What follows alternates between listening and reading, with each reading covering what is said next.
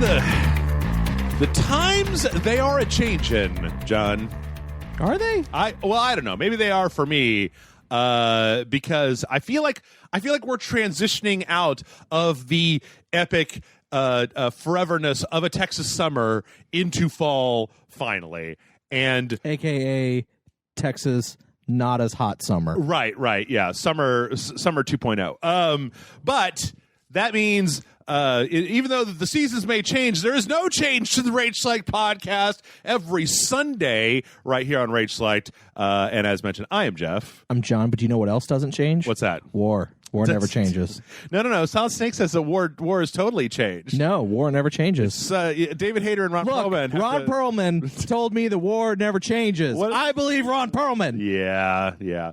No, I don't know. It's weird. It's just like all my shows are coming to an end. Like My Hero Academia just finished season 3. I get the feeling that like Better Call Saul is almost over. And there's all these new games coming out, Assassin's Creed is out. Like this week was ridiculous. Yeah. Was ridiculous. Yeah. What was it? Fist of the North Star. Yeah. Assassin's Creed Odyssey. Mm-hmm. Mario Party 10. Mm-hmm. WWE's coming out. Yeah, that comes out next week. Forza Horizon came out like for reals if you didn't buy the Super Edition. Mega Man 10. Yeah, 11. 11. I keep saying 10. And then there's like other stuff as well. Like there's that Astrobot Rescue PSVR game. Yeah. Just like come on, video game industry. I'm just one man. What's funny is I looked at my I was looking at my Facebook on this day. Yeah. And like every year there's always like 6 games coming out right at the beginning of October. Yeah. And it's just like, what the fuck? Yeah, come on, guys. I guess it's like everybody's scrambling to get their game out before Call of Duty comes out, and then like just takes them everybody's time. Right now, everyone's scrambling to get their games out before Red Dead. For Red Dead 2, yeah. It's going to be interesting to see if Red Dead, because didn't GTA 5 launched in the summertime, right? I think so, yeah. Like in the middle of nothing, but like Red Dead Redemption 2, I feel like is fucking everybody's shit up. Like it's fucking up Battlefield, it's fucking up Call of Duty. Like what a year for Call of Duty not to have a story mode when this like gigantic sequel that people have been waiting for years is just coming out. Yeah. Speaking of things that people have been waiting around for years that have finally come out. What? Rage Select audience, I do not ask much of you. There is a Patreon. There is Amazon. There are the things. Every so often, there may be a live stream. Although, of course, we haven't done that in a long time. But I was actually thinking about doing another one. But whatever. Anyway, every week we bring you the news. We bring you questions. We bring you entertainment in a couple of hours to get away from the horrors that is the modern world. And we do not ask very much in return. However, John, this week I have something to ask of the audience. No. Yes. Audience members, if you go to Amazon.com or iTunes.com and you type in the phrase "never sleep again," you will find a movie. Yes. A movie that you can stream or you can purchase. Now, when you look at, and I'm not talking about, wait, is it called Never Sleep Again? It's called, oh shit, I'm fucking it all. You fucked up. Sleep No More. I'm sorry. Sleep No More. Okay, all right, start over, people. If you go to Amazon or iTunes and you type it, Never Sleep Again is the Nightmare on Elm Street documentary. Yeah. Type in Sleep No More. You will find a movie. You will find a movie that you can purchase in a lot of different ways, but you can stream it. It is available digital right now. It's available on digital. And you will see some directors, and you'll see some stars, and you'll see some supporting people. But what you will not see on Amazon's webpage, and I'm going to file a grievance with Amazon.com for this, is the writer of this movie, one Jason Murphy. Yeah.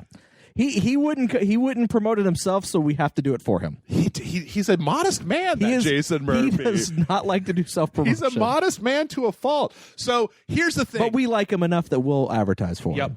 I was going to watch this last night, and then I got drunk, and I ended up watching, I don't know, something stupid instead. But like, it's on mine and Amanda's list. It's just we've been busy. Yeah, I was going to try to watch it before today. And then I ended up. What did I? Oh, like I watched 2 episodes of Friends, I think, or something. It was it's always Friends. Something stupid like that, right? Always Friends. I did watch the first 5 minutes of it, And the first 5 minutes were very compelling. It made me want to know more. It was just like Starship Troopers. So, allow me to say, once again, Sleep No More. And here's what I want from you. Rage Select audience, you're not like normal internet. You're not like a normal internet person that's just like and subscribe. No. I want you to rent this movie, and I want you to watch it, and then I would like you to review it. And be honest. Honestly, yes. Don't be on there and be like, this movie was written by Jason Murphy and it's the best ever, blah, blah, blah, and never have actually rented it or even watched it. Right. No, watch it, leave an honest review. Yes. I don't want to see like Gary Marzipan 420 giving the 5 stars saying like, ding dong bitches, it grew my dongacles to epic proportions. Yeah. Please None of that. None of that. That does not help. What we want is we want you to watch the movie and then honestly say what you think. I mean, even if you don't like it, but like the thing that people don't understand about the internet is that bad reviews are almost like worse than no reviews. Or no reviews are worse than bad reviews. Yeah, like, no reviews are worse than. I was about to be like, what the fuck are you talking about? Right. You can have a YouTube video that's got like so many dislikes on it, but like people are still looking at it, and that's what's important is eyes on it. So again, the synopsis. Trying to prove that after 200 hours without sleep, you'll never need sleep again. A group of students have disturbing visions and violent episodes. Sleep No More. Go to Amazon. Go to iTunes. Rent it. Watch it. Write a review. Put it on the website and let people know. And then, you know what? If you're a diehard super fan, maybe even tell people in your social media what you thought about it. Yeah, like go on Twitter and be like, hey, I watched this movie called Sleep No More. This is what I thought of it. You should watch it too. Right. If you think that other people should watch it. Yes. Because again, we don't want you to lie. We want you to be honest. I haven't, look, if I'd watched it, and by next week I will have watched it, and I will give people my honest, this is what I thought about this movie. I haven't watched it. I watched the first 5 minutes, but you know what? I pretty much read all of Jason's books, and I think that it seems like it's going to be a cool thing. So please, just go check out Jason's thing. And you know what? I talked to Jason a little while back. I think I might have mentioned this in passing. You remember 2 years ago when I was trying to get we were trying to get my taxes paid, and Jason said that if we hit our goal, he would play all the way through Red Dead 2. Yeah. So I went to him and I was like, Jason Murphy, I know you're a busy man. Red Dead 2's coming out. I'm gonna say that when you made this deal, your life was at a different place, right? Yeah.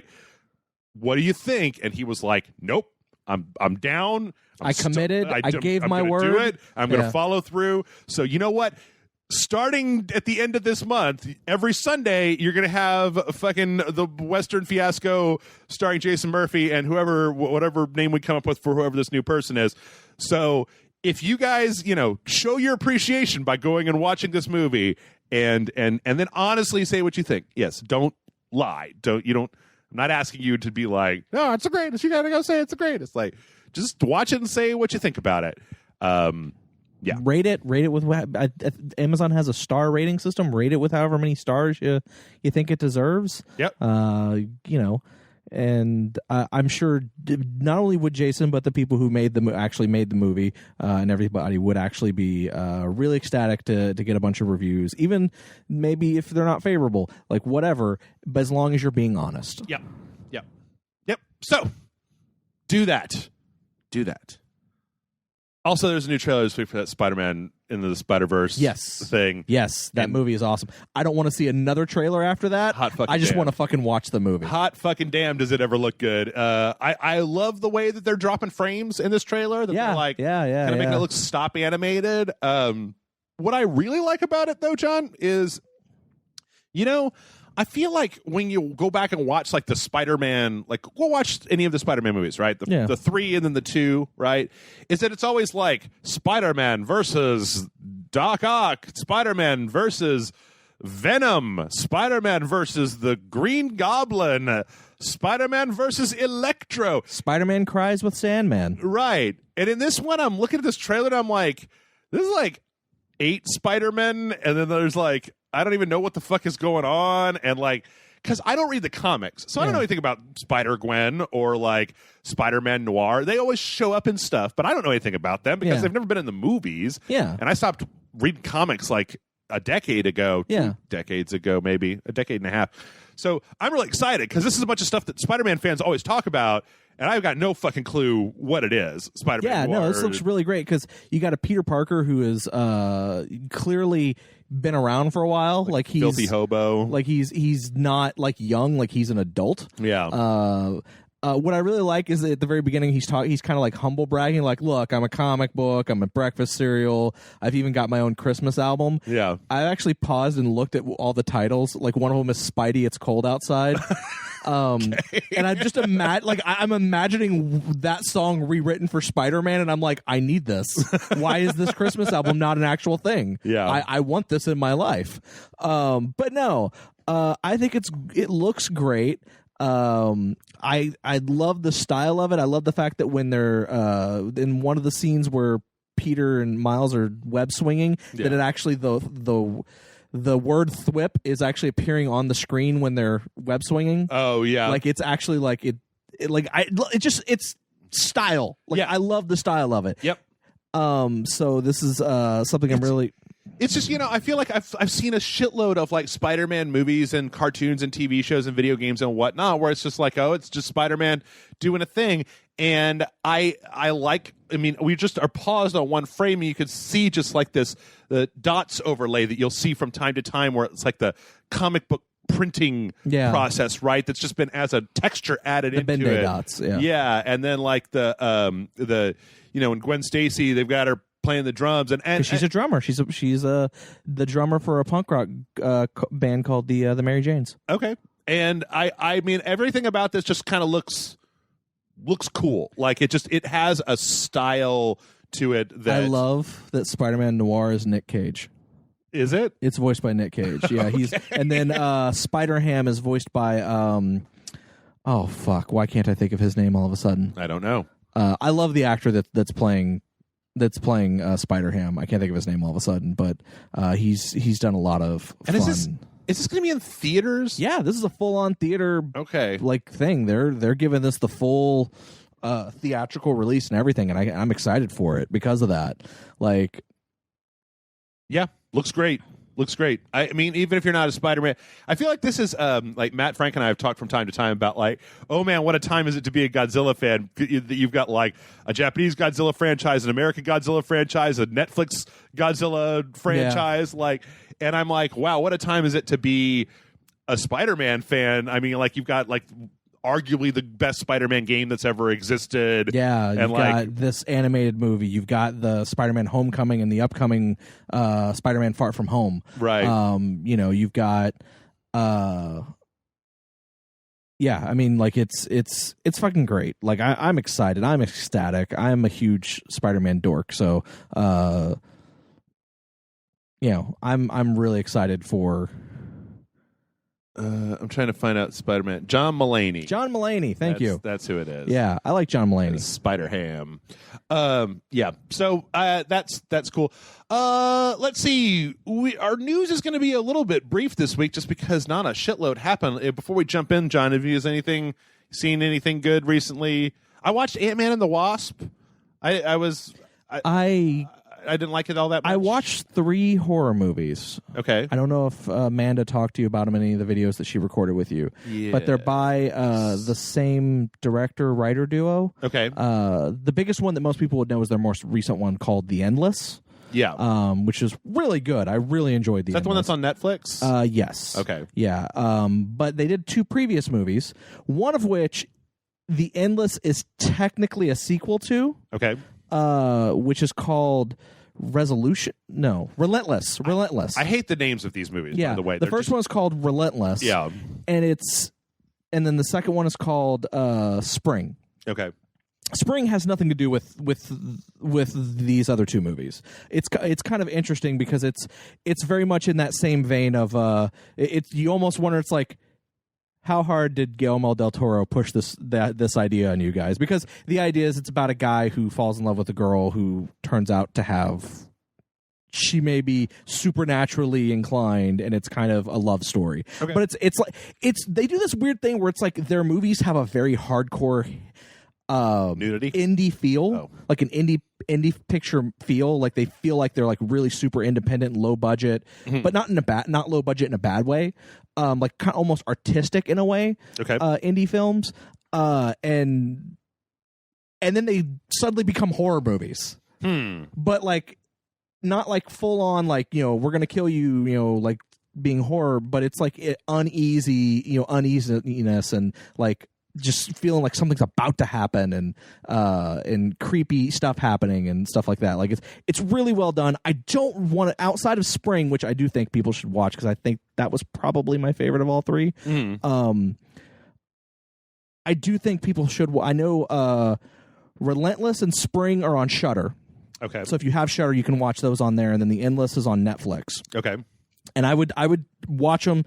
Relentless, Spring, Endless. Okay. If you don't have any interest in Spring, that's fine.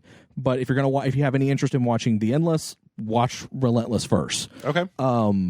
But yeah, like they're really good. Like okay. I don't want to tell you too much because I feel like saying anything about the story of any of those outside of Spring really kind of ruins that experience. But I thought they were really good. I think people will dig them. Go check them out. Okay. So that's Relentless, Spring, and Endless. Yes. God, I wish they had more memorable names. Yeah. Amanda told me about, I think, Relentless and Endless yesterday. And I mean, like, just as soon as she was done talking about them, the names just flew right out of my brain. Well, it's bad because for Relentless, I keep wanting to call it Restless. Not Relentless, but like just some other word with an R that starts with an R. Like I keep mixing up the word. Like I think I've used like 4 other words to describe it. Okay. And people are like, "What? You even switched words in mid sentence? Like you called it one thing 1 second and a different one in the next second." Yeah. Sorry. So I'm hoping I'm not doing that here. Okay. That was good. And then other than that, I've just been playing Valkyria Chronicles 4, which is awesome. Cool. Well, I tell you what. I'll tell you what else looks awesome, and that is Red Dead Redemption 2. Yes. And we got a brand new kind of the big. Well, I don't know. This is just like a 4-minute kind of like here's a bunch of stuff that you can do in Red Dead Redemption 2 trailer last week. And whoo, boy, does this game look nice! It looks very nice. It's a fancy looking game. I'm pretty sure all this footage was captured with a PS4 Pro. I'm pretty much sure it says that at the end of the thing, right? Yeah, probably. Wasn't paying attention. The thing that really kind of stands out, and I think Rockstar is pretty good about doing this, is like, boy, there's not a moment in this trailer where you can see the edges of like you know when you transfer from like one animation to another one, and there's a little bit of a hitch in like a video game. It's all just like very smooth. It's very smooth. It's very cinematic. They show kind of just a bunch of different things that you can do, bank robberies. I'm wondering if the bank robbery stuff, one of the things that I hated about GTA 5 was I love the bank robberies. I didn't understand why they didn't create a system where you could like either replay, or not replay, but like kind of like procedurally generated bank robberies. Why you couldn't do a robbery on like one of those small branch banks or something like that. You know, just a system to let you do it. Because that was, to me, one of the best parts of GTA 5 was the big heists. Well, who knows? Maybe they figured out a way to do it. Yeah, maybe so. Maybe that's something they're doing for this one. And so yeah, you can rob banks. You can take the ladies, chauffeur some ladies to their destination. Yep. A lot of robbery. Rob a train. Rob a gun store. Which, you know, like you could rob the convenience stores in GTA 5, but it's not such a pain in the ass. But yeah, there's a lot going on in here. I mean, mostly, I don't feel like there's anything. I don't know. Did anything just jump out at you in this trailer? So, there is one thing, and it's kind of funny because someone pointed it out, and I've been seeing it pointed out a lot. Yeah. So it goes to talk about the Deadeye stuff. Yeah. And it does the thing where it's please, John, cocaine mode. Yeah, cocaine mode. Where it highlights their weak points. Yeah. One of the weak points is the balls. Is it really? It's the highlight is in the shape of testicles. Oh, okay. Okay. Like, look right at his crotch. Style. Yeah. Yeah. So this game totally wants you to shoot people in the balls. Yeah. So you know what's funny is that they make a big deal out of that when they're talking about the Deadeye system, and they're like, it'll even highlight the areas where you should shoot to kill people, and it's like the head and the chest and the nuts. Like, I would think I was pretty sure that this wasn't going to be like Dead Space when I played it, that I wasn't going to need to like shoot all these guys in the arms. Yeah, I know, but I just thought, like, everyone's like, my God, this game wants you to shoot people in the nuts. Yeah. I'm like, yeah, of course. Yeah. It's Rockstar. I've been waiting for a sequel to Soldier of Fortune for a long time now, where you get specific credit for shooting people in the nutsack. I guess that would be Sniper Elite, but yeah, and everything here, I don't know, like we do see somebody actually wrote in talking about the busy work, I believe, last week, and we do see some cattle herding happening here. Taking a bath, apparently you can get really dirty. Yeah, I like the fact that it's like, oh, you can shave, you can change your clothes, you can bathe, you can choose not to do any of those things. Yeah. And then as it says not to do any of those things, it's the main character walking down, he's like in dirty clothes, and this lady like starts to walk up and she just kind of does this, oh, and runs away the other way. And my reaction is, in the game, it's probably a scene where she runs away because like, oh my God, that guy looks like a ruffian, I better go the other direction. Yeah. But in my head, because she said, or you can choose not to bathe. Right. And then and she's like, oh, he's so foul, run away. It is kind of interesting. I mean, obviously we knew that this is a Rockstar game, so there's going to be a lot of stuff. So it's like, you know what, poker and dominoes and finger knives. They call that 5-finger fillet, I believe, in Red Dead.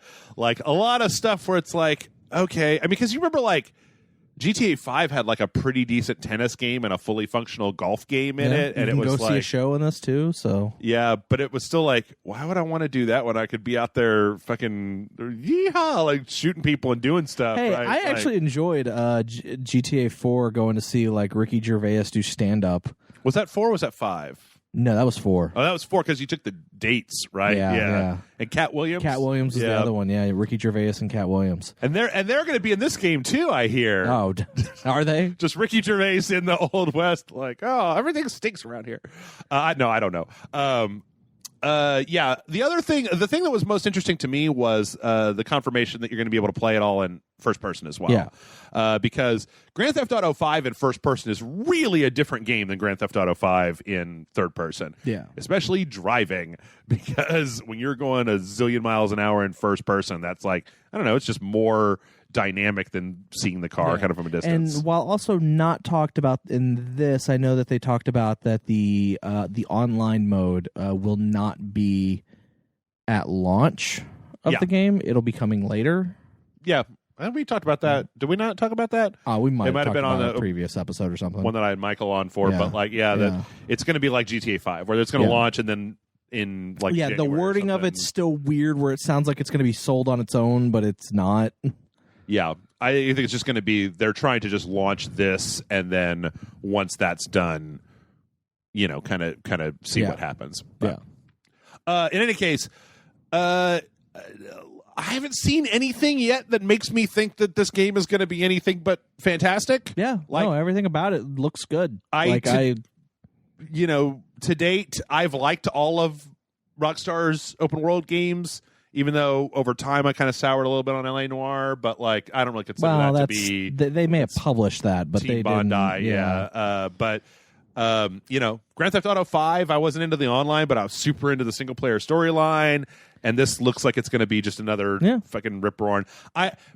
I think I would be hard pressed. Like, it's a weird thing to say this. And I know that people say this, but like, out of the lineup that we have going through the rest of the year, I think it's like this and Hitman 2 are the things that I'm just like the most excited about. And unless they really fuck either one of those games up, they're probably going to be at the top of my list of stuff from this year. Yeah, I think this is the big one for this year. The only other games I was really excited for this year were Spider-Man, Valkyria Chronicles 4, and then this. Yeah. So I mean, and you know, Spider-Man lived up to the hype for me. Valkyria Chronicles 4 was exactly what I expected. Yeah. I'm not going to say it's the best game ever made, but it's exactly what I expected, and I got exactly what I wanted out of it, and I'm still playing it and enjoying it. So now I'm just Red Dead 2 is really all that I've got to look forward to, and Hitman. Let's see. I'm just looking at. don't get me wrong. There's other games I want to play. Like I really want to play Soul Calibur 6. I really want to play Mega Man 11. I really want to play. Mega Man 11 is banging. I really want to play the Assassin's Creed Origins or Odyssey, not Origins, Odyssey. I really want to play that. I know Amanda, for some reason, has really caught the bug for wanting to play Odyssey as well. So I mean, I spent like the shitload of money on the fucking gold edition to get it early, and then it turns out I didn't need to. So, but you're more than welcome to borrow it once I get done with it. Oh, you bought it physically? Yeah. Oh, well, okay. I actually bought Mega Man 11 physically. If you want to take that after we're done tonight, I might do that. I got Yakuza Kiwami to finish, and if there's another game in this house, I might not finish it. Mind you, I'm still playing Valkyria Chronicles, and also WWE 2K19 comes out. I'm just trying to think of. I'm looking at this list, trying to think of other games in here that I think might be like best game of the year contenders. Right? Yeah. Is like there's a My Hero Academia game that's coming out. I don't expect that to be. I don't expect it to be very good. Like Overkill's The Walking Dead. Like Hitman 2, I'm really into Hitman, so that. But like I don't think that unless Fallout 76 really pulls a surprising turn, I don't think that one's going to be on my list. Battlefield 5. Darksiders 3 we'll talk about in a little bit. Just Cause 4, Smash Brothers. Yeah, I think that I don't know. I think that Red Dead and Hitman 2 are going to be like the last two big contenders on my list. And so far this year, I feel like God of War, Spider-Man have been really high up there. Yakuza Kiwami 2 is really, really good. But Yakuza 6. Yeah, Yakuza 6 I feel like Yakuza 6 is like Metal Gear Solid 4, where Yakuza 6 is a good game to like close out Kiryu Kazama's storyline. Yeah. Not necessarily like the best Yakuza game that's ever existed. Anywho, let's get a move on, because if we spend all this time talking about what's we're going to love at the end of the year, we'll never get through all this news. Yeah. Including, I talked about this briefly on Saturday, but we got an update. So, have you been reading about CD Projekt Red and The Witcher 3's author? I heard a little bit about it. I didn't read up too much on it, but I heard a little bit of it. Okay, for anybody who hasn't watched our Witcher playthrough or whatever, I'm going to butcher this, but Andrzej Sapkowski, who is the author of the Witcher series, several years ago, when negotiating the contract for licensing the Witcher series to CD Projekt Red, this is before The Witcher 1 came out, obviously, he was offered a choice of percentage royalties moving forward or one flat payout of about $10,000. And he was like, and he specifically has been quoted as saying, like, this is never going to go anywhere. Nobody's going to be interested in this. Just give me the money, right? Like, I just want the money. This game's going to fail. And so he took the money and basically sold the rights to The Witcher to CD Projekt Red for about $10K. Since then, he has numerous times on record gone forward into public and been like, wow, was I stupid? Yeah. Wow, was that a bad idea? Fucking yikes, I did so badly with that. I never could have seen that The Witcher was going to be this big fat thing. So, very recently, he's got lawyers that have brought a lawsuit to CD Projekt Red, and their reading is that he sold the rights for The Witcher 1 game worth, not for the entire property. And so he's asking for $16 million in basically back royalties for the other games, right? Okay. 2, 3, Gwent, Kingbreaker, whatever that game is that's coming out. So I don't know, man. Like I think that this is something that could totally, like, I think I said this when I was talking about it on our Witcher stream, right? Was if lawyers, like, this is a sort of thing where it's like, I feel like a lawyer looks at the contract and it's going to either say one thing or it's going to say another thing, right? Like, entertainment lawyers write contracts about rights that are being sold. Unless this was like a handshake deal done on the back of a napkin, then I don't know. Like, the contract is either going to say, these are the rights for all Witcher properties in perpetuity, or this is going to say the rights to a single Witcher entry, with further details to be discussed later. And I feel like if that was the case, CD Projekt Red would have discussed those details later. I would assume so. Considering that The Witcher 2, The Witcher 1 is still kind of, that's kind of an under. I don't feel like a lot of people played The Witcher 1. Witcher 2 gained more success, but not like Witcher 3 success. Yeah. I get the feeling, honestly, that this guy wants money because he's like, man, I made a mistake, and you guys have just been raking in millions and millions and millions of dollars based on this thing, and I fucked it up, and I want money. Like, I did create Geralt of Rivia and this universe. Fucking do me a favor here, bro, and give me some goddamn money. But and this is kind of how I look at it. And this is going to be my personal opinion. I don't know if they should give him how they arrived at that amount that he's asking for. Yeah, and I don't know if that's something that if CD Projekt were to give to him, it would bankrupt them or hurt them, or how bad. Because I don't know how big of a company they actually are. I think they're pretty big. They have the whole GOG thing to supplement their income. So true, but I kind of side with the point of, if you're going to fight it, which it kind of seems like CD Projekt Red is planning on it. They came out with a statement saying, we do not intend to pay out on this. Yeah. I honestly believe that they should be like, look, we get it. You're right. You kind of boned yourself. Yeah. We're not going to give you this amount. Yeah. But here's $500,000. Get it the fuck out of my face. Let's sit down and let's either write up a new contract. Yeah.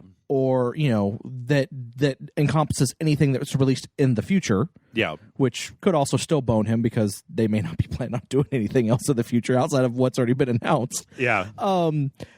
But, or basically a payout of a lower sum. Like, I kind of feel like he boned himself. Mm-hmm. You've even said he admits he boned himself. Mm-hmm. But at the same time, he did create this thing that has made CD Projekt Red millions of dollars. What I would be really interested in knowing, though, is how much of what's in, say, The Witcher 3 is based specifically on things out of the books, and how much of it is based on, like, CD Projekt Red took this mythology and have written their own stories in this universe, right? I agree, yeah. I don't know. I don't know. I also don't know how close it is to the books, because I feel like when you're negotiating one of these contracts, that's the chance you take, right? Is also, that you take upfront money or you gamble on whether or not you think the thing's going to work. Here's another question. How do things like Soul Calibur factor into this? Because Geralt's in Soul Calibur. Right. So is that a thing where Bandai licensed the character from CD Projekt Red? Yeah. Is because that's not part of the game that CD Projekt Red has released. Does that fall under that umbrella, or should any royalties that come from that game be going to him as well? Also, I doubt CD Projekt Red has anything to do with the TV series that's going on Netflix. But is he getting any part of that? Or is it? Probably did he also not. do some other stupid thing where he signed a deal that basically said you ain't getting fuck all from anything that's made in the movie because he accepted $200 and a nice pat on the back? Yep. Which that shit happens. No, it shit. And the guys who created Superman. Yep. Like they got fucked hard. Yep. But I do believe there is a certain point where, regardless of fucking contract, there should be some grace on the part of the success. I get what you're saying, right? Where they are at least, they're not acting like fucking money hungry monsters about it. Yeah. They say, you know what? Okay, let's find some money. Let's find a middle ground. Let's find something that we can, that's not going to bankrupt us while at the same time, you're not going to be, where neither of us are happy with the outcome. Right. Anyway, well, Let's see. Speaking of things that nobody's happy about, last week Telltale laid off a bunch of its employees. Yes, they did. And this week they laid off the rest. Oh, no. Yep. So apparently that small group that was staying on to finish stuff has also been laid off from Telltale. The people who were responsible for sacking the people that got sacked have now been sacked. Exactly. Yes. I don't really have much more to say about that outside of goddamn. I mean, we see this every so often, right? But usually I feel like it's not on this scale with a company that we weren't aware was doing that badly. Yeah. I mean, I do feel like a lot of times you'll see, company X put out a game and then publisher X dissolved that company. Or it's a company Kurt Schilling started. Right. But yeah, I guess what you're saying and what maybe the same thing that I'm thinking is that man, this came out of nowhere. It seemed like Telltale was doing all right, and then it's just fucking nope. Everybody's gone. We're end of the series halfway through. Not even halfway through. I think they ended it after 2 episodes. It was supposed to be 4. It was only. I thought it was supposed to be 6. Okay, so yeah. I think that's what I was reading last time. But so yeah, pour another one out. I guess if you've already poured one out for Telltale Games, pour a smaller amount out for the other 25 or 30 people that were left there. Yeah. In better news, this is a weird thing. It's fucking 404 segue not found.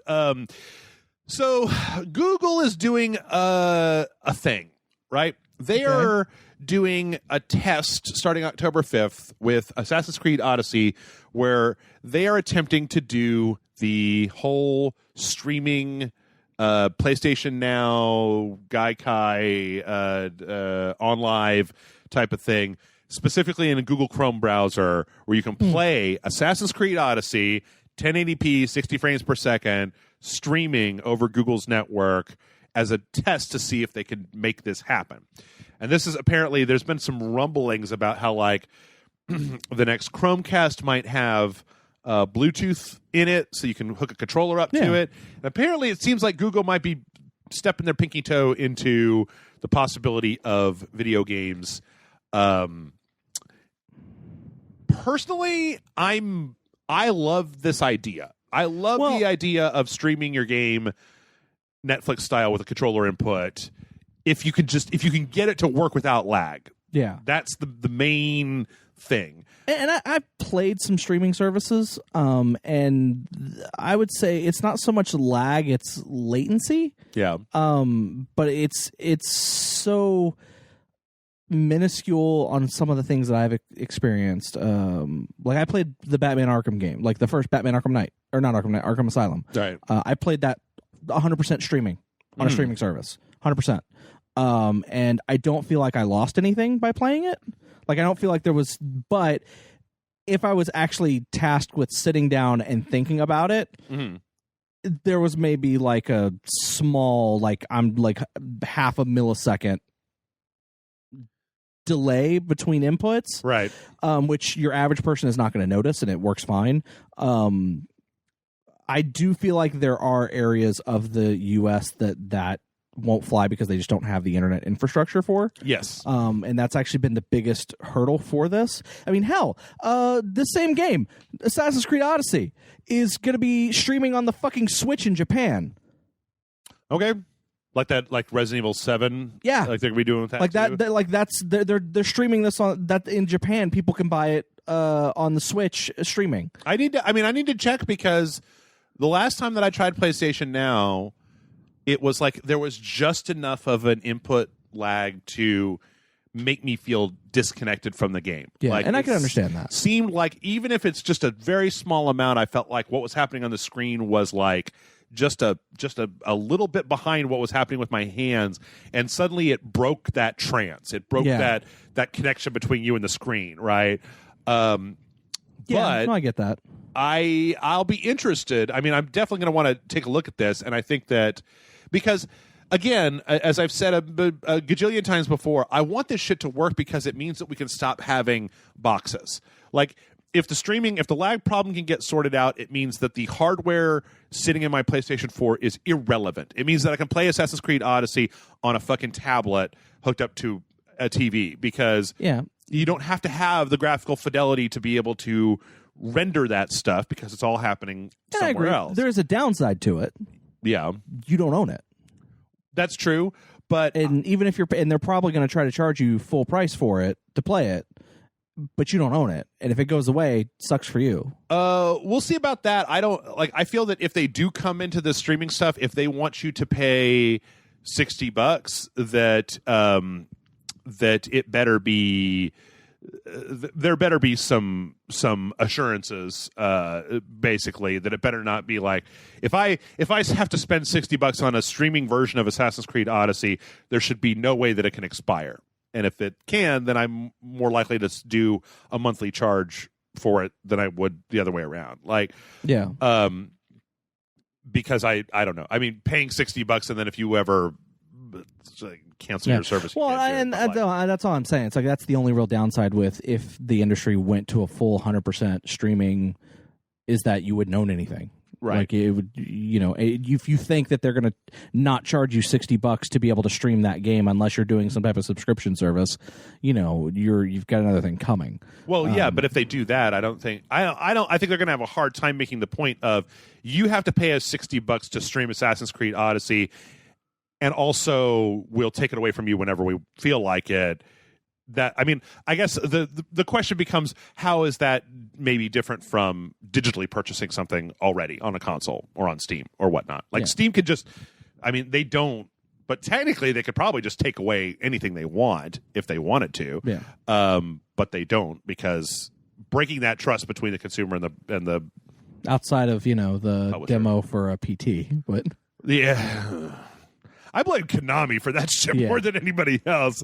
I think it's more of a fuck you from Konami. But anyway, I don't know. Starting October 5th, this is going to be a thing that they're going to be trying out and they want people to sign up because it's literally going to be like a stress test to see how much their servers can handle as far as input and output goes. Yeah. I think it's smart. I like this. I may be a naysayer in the whole, you don't actually own what you're playing, and that's the thing. But I actually am really interested. I was an early adopter for OnLive. Yeah. I actually, when OnLive was the only thing that ever was even attempting to do this, I bought the little handheld console. I had the service. I had a subscription. I had fucking Homefront.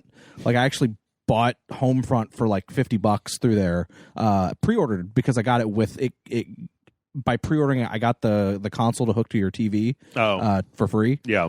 So I was like, fuck it, I'll do that. And then Homefront ended up being garbage. But Homefront was garbage. Yeah, but yeah, so I was an early adopter for OnLive, and I thought that service was fucking great. And then it went to shit, just because that company was hemorrhaging money left and right.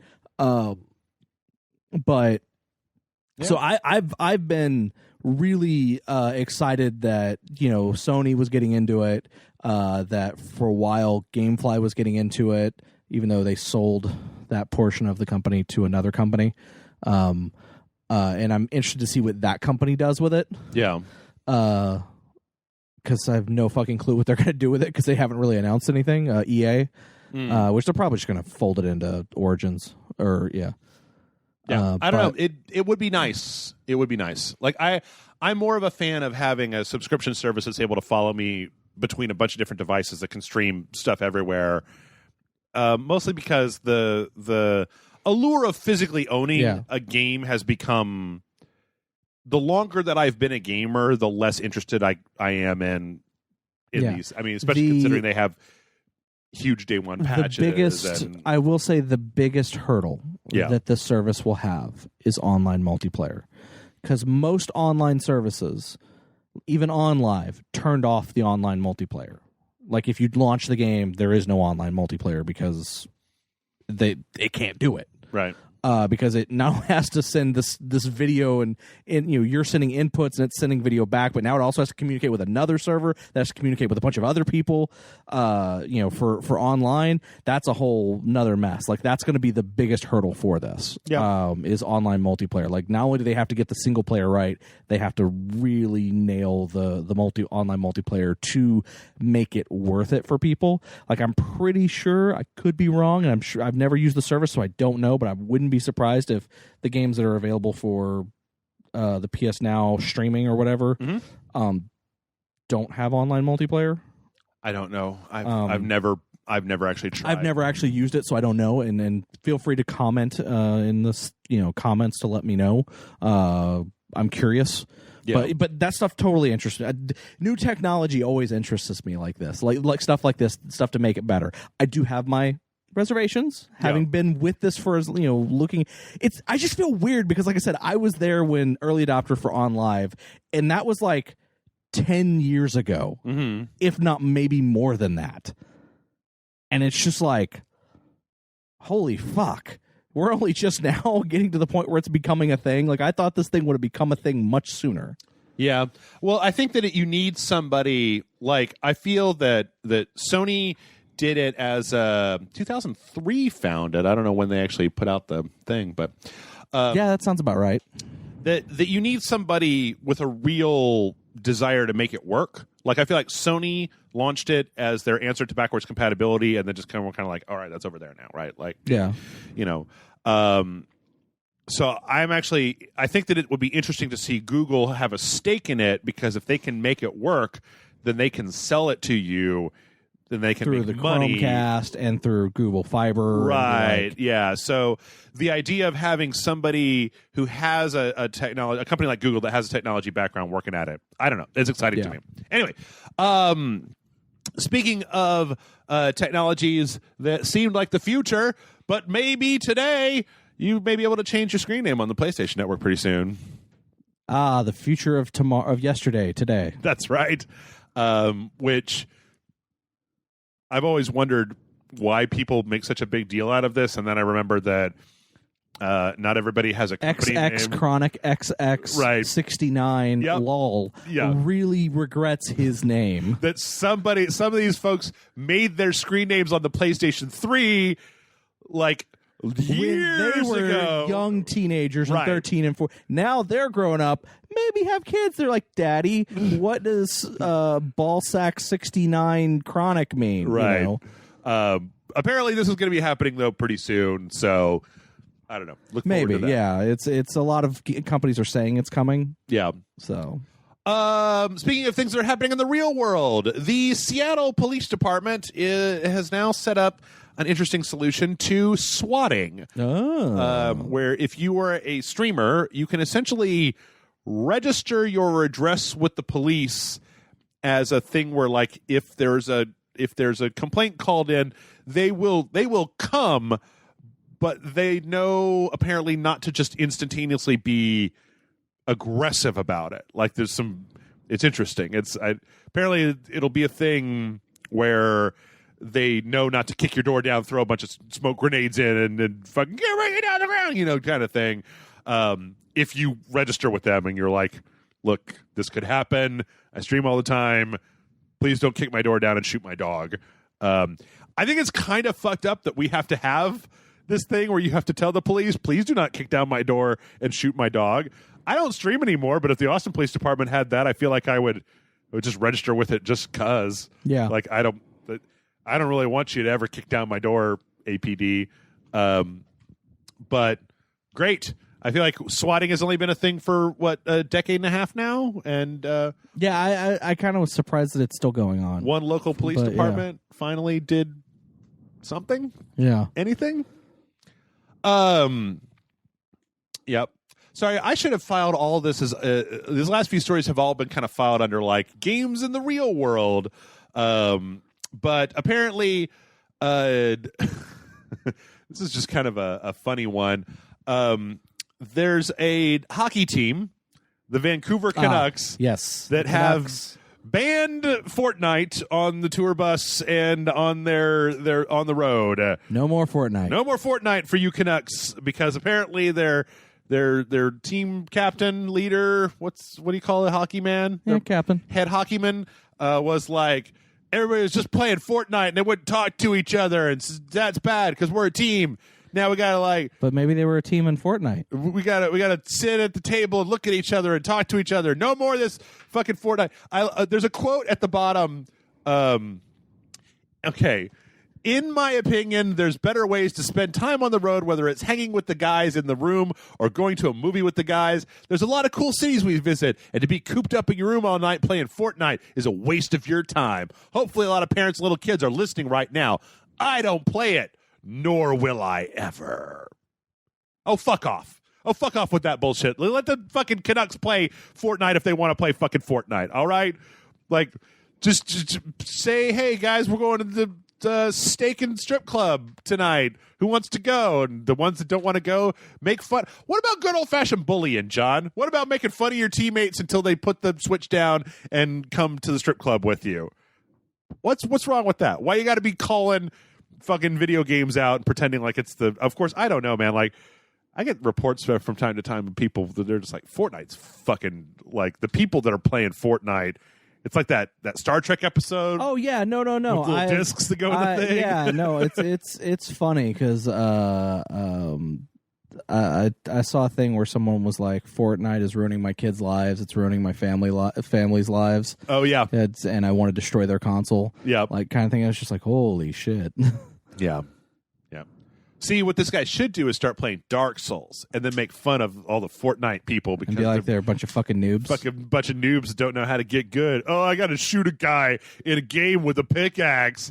Yeah, come try my Soul Level 1 Ornstein and Smo New Game Plus run, motherfucker, and then tell me what hard is. Sorry. All right, let's get on to some trailers. I had another one, but it was kind of stupid. This is, like, as I said, this is kind of a weird week for stuff. So let's talk about trailers. We got a release date trailer, a 4-minute long release date trailer for The Quiet Man. Now, yeah, I still don't understand this game. Yeah, some of y'all may remember that, like, at E3, at Square's conference, they had a trailer for this thing called The Quiet Man, where there's this guy that looks a hell of a lot like what's the lady, Ruby Rose or whatever from John Wick 2. Yeah. And he's deaf. Yeah, he can't hear. And he's like in an alley, and it was a live action trailer where he's kicking a bunch of ass.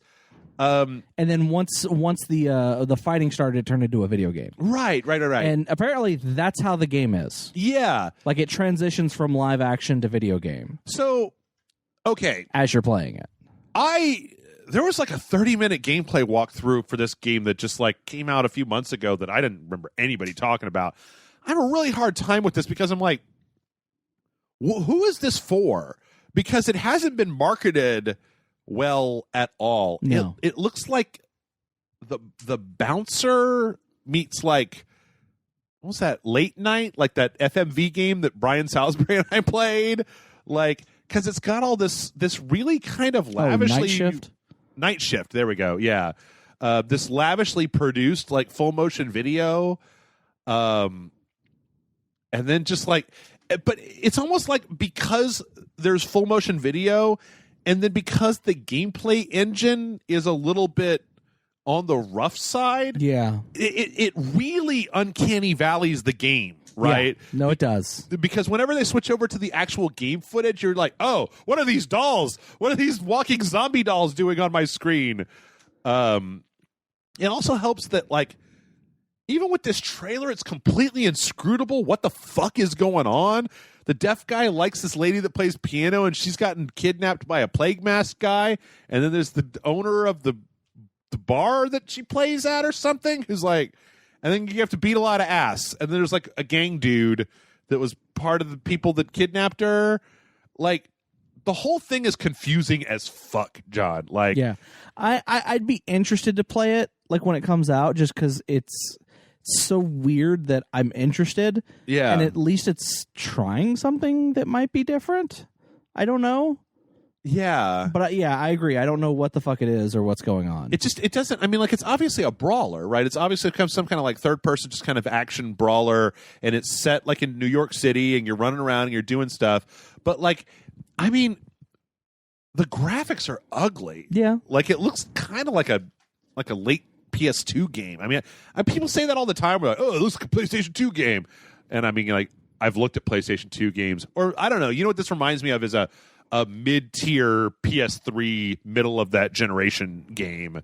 And then all the full motion video is confusing, where it's just, I don't understand why are they using full motion video? That's the real question.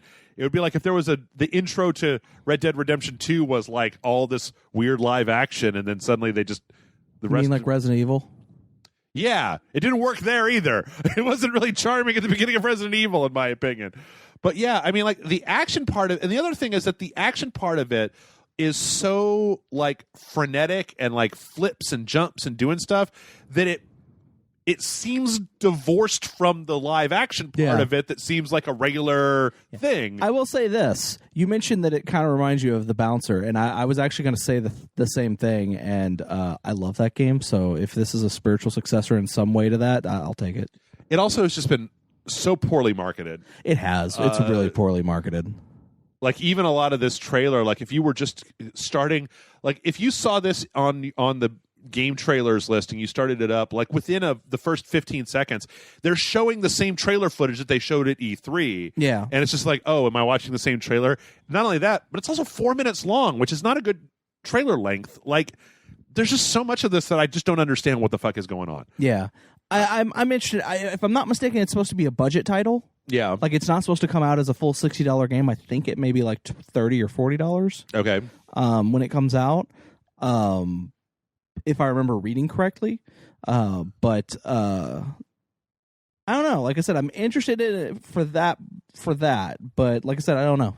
It could be hot garbage. It could be an interesting. Yeah, I'm definitely interested to give it a shot and see what exactly the fuck I'm looking at. From there, another game that I really can't figure out. We got a new Darksiders 3 trailer, Force Fury unveiled, where we're seeing like a new weapon, I feel like, this giant hammer that we haven't seen Fury wielding before. Again, I'd like to say that I feel like the trailers for Darksiders 3 have been really awful. Like, I don't get a good sense of what the game is. Well, I feel like they're always this. It's like some action gameplay montage with no HUD, not really showing all that much. Like, that Red Dead trailer was great. They explained exactly what we were seeing on the screen. You got to know exactly what was going on. There's been some Darksiders trailers where it's been like, oh, this is like kind of a story montage trailer. But this is just, I mean, it's like a minute and 15 seconds worth of just nothing but watching the main character hit other characters with big weapons. Yeah. I don't know exactly. I don't know. Yeah, I actually don't think the game looks good. Yeah, well, it's weird because I feel like it could go either way. Like, they could just be making really bad trailers and the game itself could be really fun. Yeah, but, maybe. Who the fuck knows, though? And it's not, I mean, it's not that long until it comes out, right? It's like a month until it comes out, something like that. So another one that I've been like, Darksiders, the name hasn't done me wrong, but nothing about this so far has excited me. Yeah. So we'll see. But what I am excited about is that in early 2019, the Phoenix Wright trilogy is coming to PlayStation 4. I can finally goddamn play Phoenix Wright without having to be hunched over a handheld thing. I love Phoenix Wright. Me too. I'm Phoenix excited Wright so much. I'm excited for this, even though it's just a re-release of the same 3 games that were on the mobile. Yep. A lot of people have been wondering if it's the same port. Oh yeah. Of the mobile games. Mm-hmm. But it looks like there's actually a little bit more put into it than the mobile games. So I don't know. I really hope. One of the problems that I've always had with the Phoenix Wright franchise has been like, when you get into the trial, it's like you've got 3 strikes, 3 wrong things, and then it's like you got to start the whole thing over, which I don't feel is great because it just means that you have to go through. You already know the right selections. It's just you have to hit the button to skip through all the dialogue to get back to the point where you made the wrong decision. Yeah. But also the other great thing is that I know the anime that is coming out with a second season, which is good. Okay. Because I liked the anime, which was just a retelling of the games. Okay. Well, I mean, the movie, the live action movie was just like the first, one of the things from the first game. I think it was the Edgeworth, the last case in Phoenix Wright was when Edgeworth is the one that's under investigation.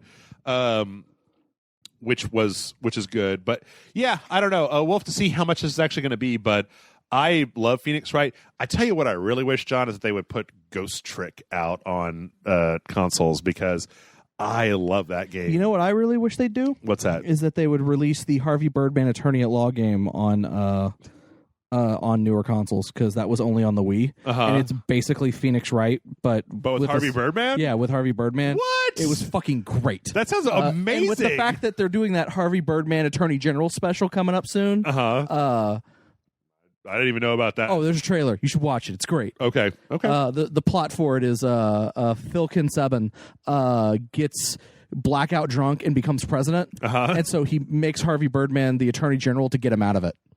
Okay. Because he knows he shouldn't be president. In this Harvey Birdman game was Mentok the Mind Taker the judge? I can't remember. Probably. Man, I love Mentok. WWE 2K19. Yeah, has a new trailer. It's it's the launch trailer. The Never Say Never trailer. A live action trailer with a bunch of people that are all looking real weird and doing weird shit. Yeah, very stylized, very cool, I guess. With brief cuts of. So is both like, is that Ric Flair's daughter or something? Okay, yeah, that's his daughter. Charlotte Flair. I don't watch wrestling. I mean, like, also wasn't there was that Rowdy Piper or Jake the Snake or somebody at the beginning? No, that was Ronda Rousey. Oh, okay. Who became friends with Roddy Piper before he died, and he allowed her to use the Rowdy name and logo for her MMA career. Okay. If you are not familiar with her, she was originally an MMA fighter, right? Who then basically had to retire or decided to retire and decided to become a wrestler. Okay. And so she goes by Rowdy Ronda Rousey. So you're all hyped up for WWE 2K19? I am. I actually bit the bullet. Yeah. I pre-ordered it today, actually, the day that we're recording this, and it becomes unlocked tomorrow because I got it. I get it some early. But I'm kind of. This is kind of, and so I did a lot of looking into it because apparently they did like a YouTube like retreat where they invited a bunch of like WWE 2K community YouTubers down to preview the game. And I'd been watching a lot of like their thoughts on it and a lot of the new videos of the new modes and the menus and all those stuff like that. And I don't think it's basically everything that I've been seeing is people saying it's a step in the right direction, but it's not where we want the franchise to be. Okay. As a fan, yeah, it's not anywhere near where we want the franchise to be, but it's moving in the direction to that. Okay. So I'm kind of like, well, I'm gonna give it this last. This is it. One more shot. This is it. Like if this game, if the load times are still as bad, they were really bad. They were really bad in that last one. Yeah, if the load times are just as bad or anything like that, then like I'm officially done with these games going forward. Okay. Crazy enough, one thing I did do differently. Previously, I usually buy all the games on the Xbox One. This time, I bought it on the PS4. Well, there you go. Because I kind of don't turn on my Xbox all that much anymore. Oh, poor Xbox. But yeah. But so I'm looking forward to it. Obviously, yes, there will hopefully be a Rage Select Royal Rumble, a Rage Select Rumble. Yeah. At some point in the year. Who won last year? Salisbury? I think it was Jason. Was it Jason and not?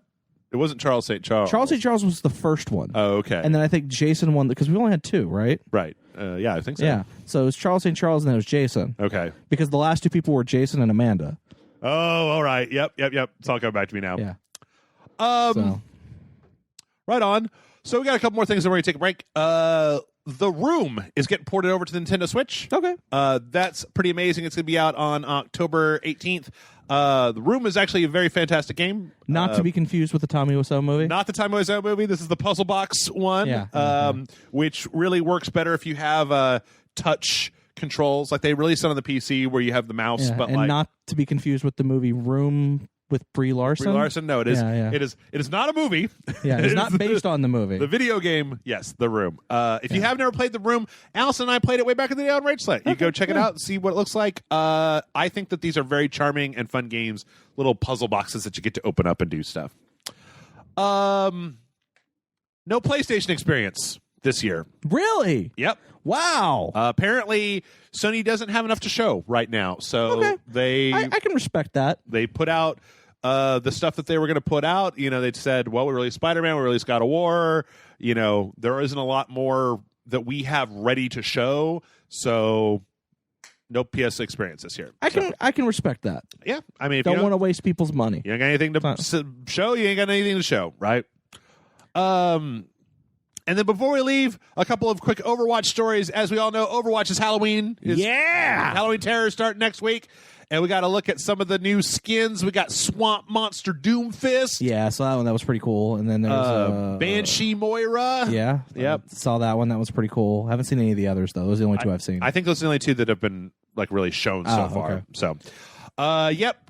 Dust off your Overwatch and get ready because, yep, we're going back into Halloween season. And, yep, there's going to be plenty of cool stuff. It's a really cool skin for Doomfist, even though I don't ever play Doomfist. Yeah, ever, no. so. Yeah, Amanda saw is like, I never plays Doomfist, but I want that skin. Yeah. But then again, when it comes to Halloween skins, Amanda's like, I don't care about that character. I want that skin. Right. But remember, and always remember that you can buy the previous year's stuff. Yeah, right? you get the previous year's when it's stuff. out. Yeah. So, and especially like the year one stuff should be pretty cheap Yeah. if you want to buy it for coins or whatever at this point. Yeah.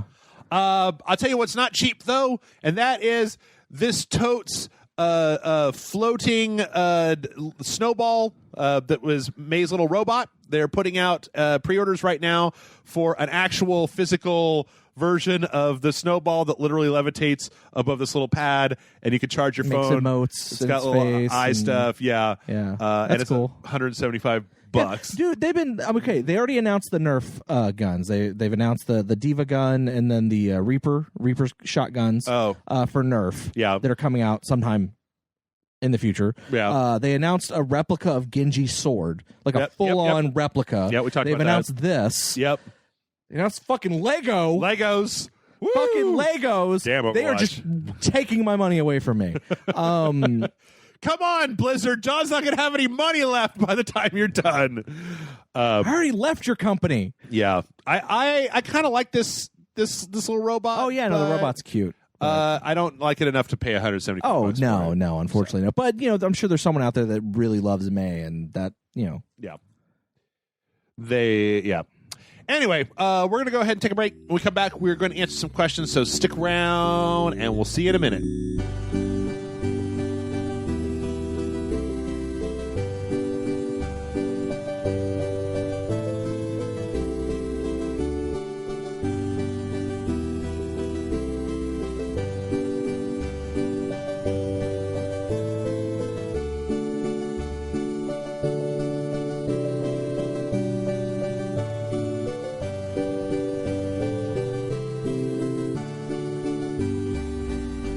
And we're back.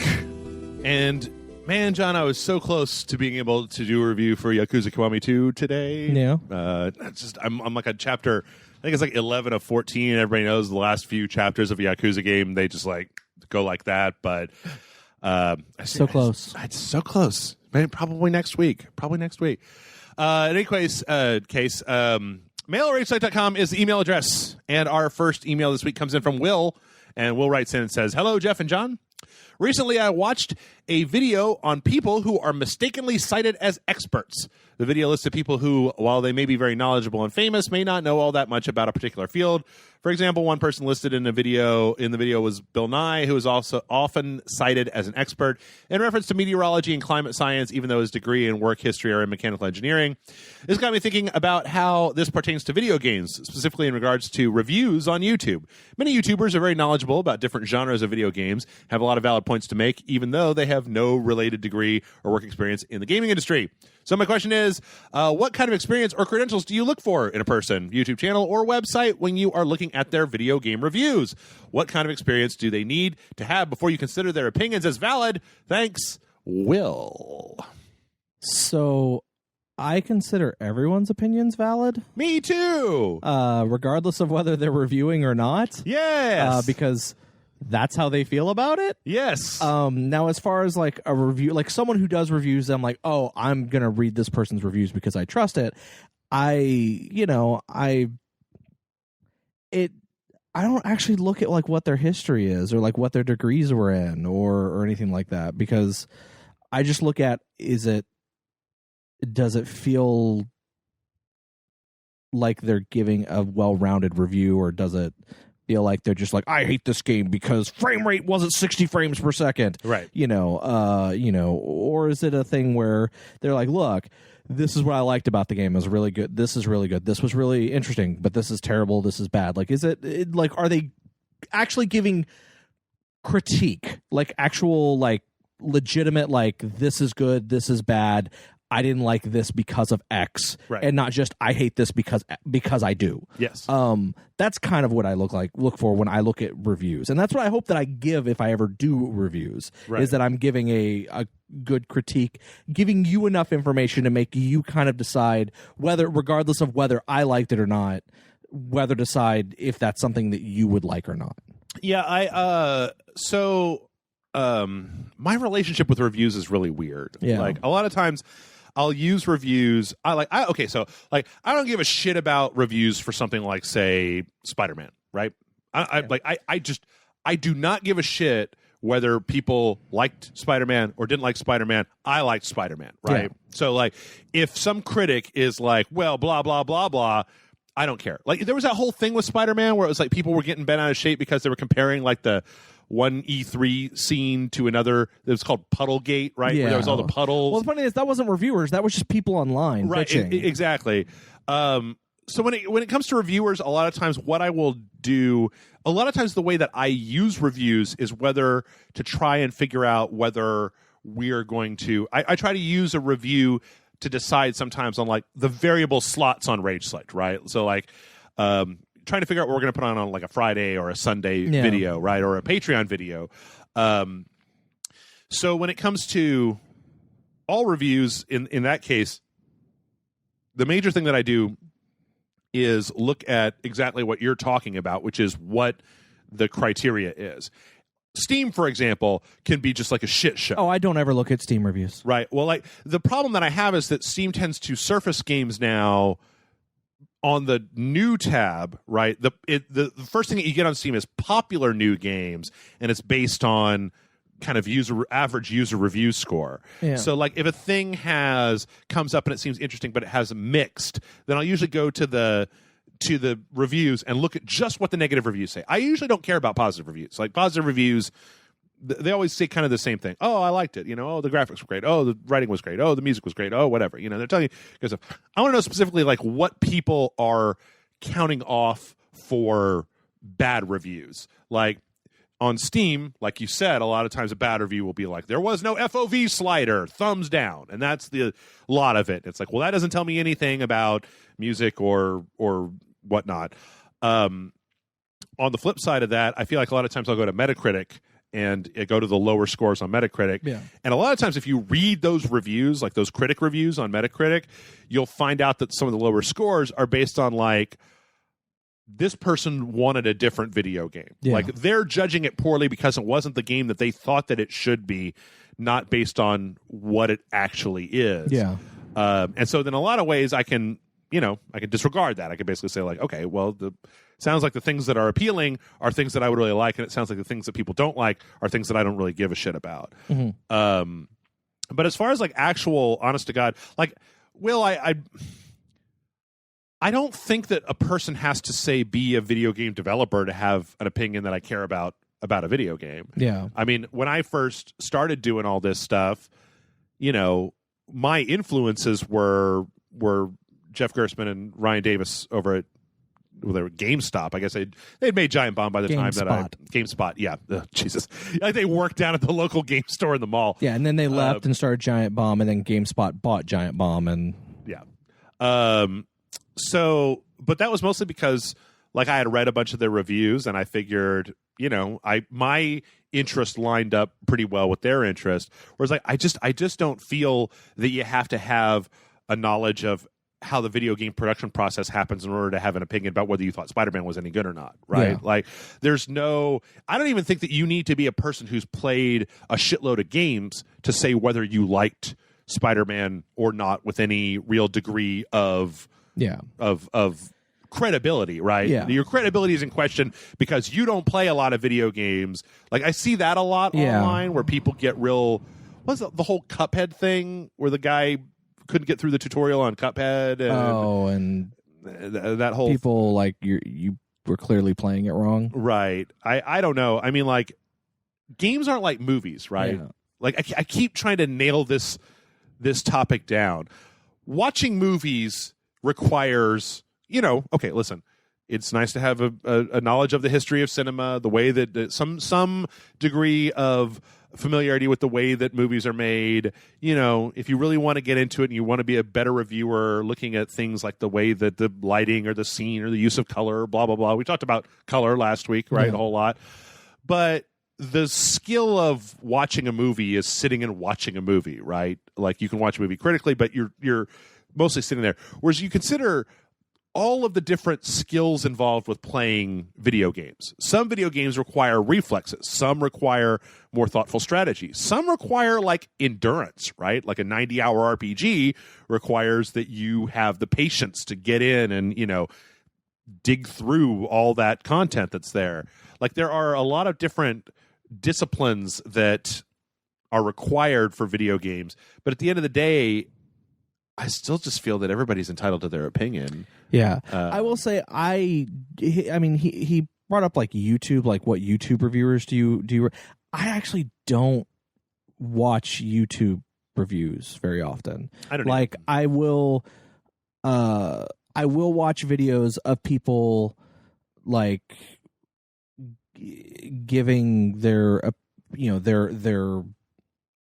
not actually sitting down and critically reviewing it, but just giving their off the head thoughts on something. Right. I don't really consider those reviews. I don't really know how to classify them, but they're not first impressions. Yeah, it's like giving a first impression or whatever. Because especially if it's someone whose personality I tend to think tend to align with or whatever, and think I might think like they do. But even then, again, there's some YouTube reviewers that I've clicked on. And like they're just everything they say is just like, wow, this is just clickbaity.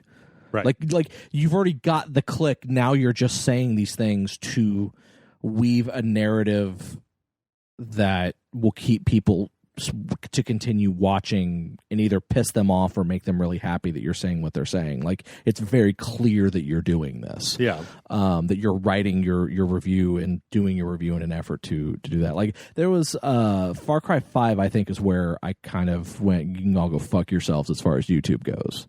Is it because of the YouTubers that were like the liberal reviewers who don't understand? Not even that. I just didn't like a lot of I just didn't like a lot of the video. Like that was probably the first time I really dove into YouTube and tried to like branch out as far as like reviews go. Yeah. Like where I get my reviews from. And I just found that I don't, because it's just like I said, the clickbaity bullshit.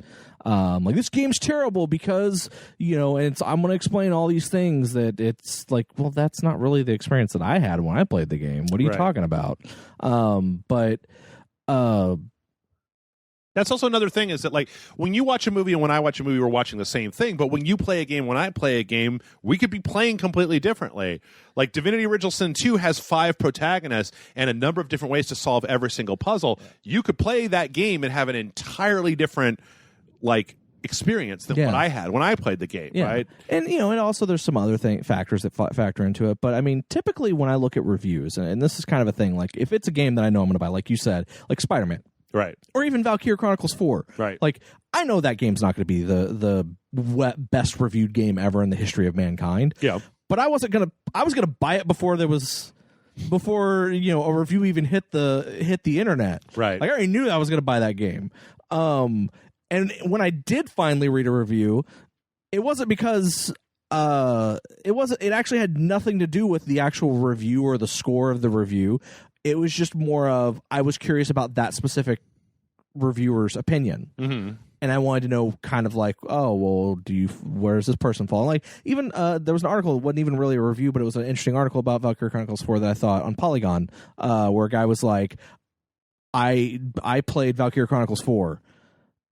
I found I don't like this game, but it did teach me what kind of games I do like. Right. Like, I was like, well, that's a weird thing to say. And I read it and it was interesting and what he said. And I agree with some of his criticisms, of the game. And I like the game so far. But that's, I'm still playing it. But it's also exactly what I expected. And that person didn't kind of went into it not knowing what to expect. Yeah. And he even kind of admitted, like, I don't know what I wanted. Yeah. I just knew it was a tactical game and it was kind of anime-ish and I kind of liked the first one. And it's also such a different world that we live in nowadays where it's like, I almost feel like rather than watching, I mean, I don't know. My perspective is wholly different because I play so many games, but I feel like you can show me, like when we were watching the trailer for The Quiet Man, right? Yeah. I can see what that game is, right? It's a third-person brawler. It's going to be some kind of Devil May Cry, like, you know, button combo stuff. There's probably going to be some kind of upgrade mechanics in it. But I can tell all that because I played so many games that I can kind of get an inkling for what a game is just by watching a trailer. And I've seen so many trailers. So I don't. Again, and that's actually a good point, because where I was actually going with this is, like, with the games I know I'm going to buy, I kind of don't look at reviews because who's going to do?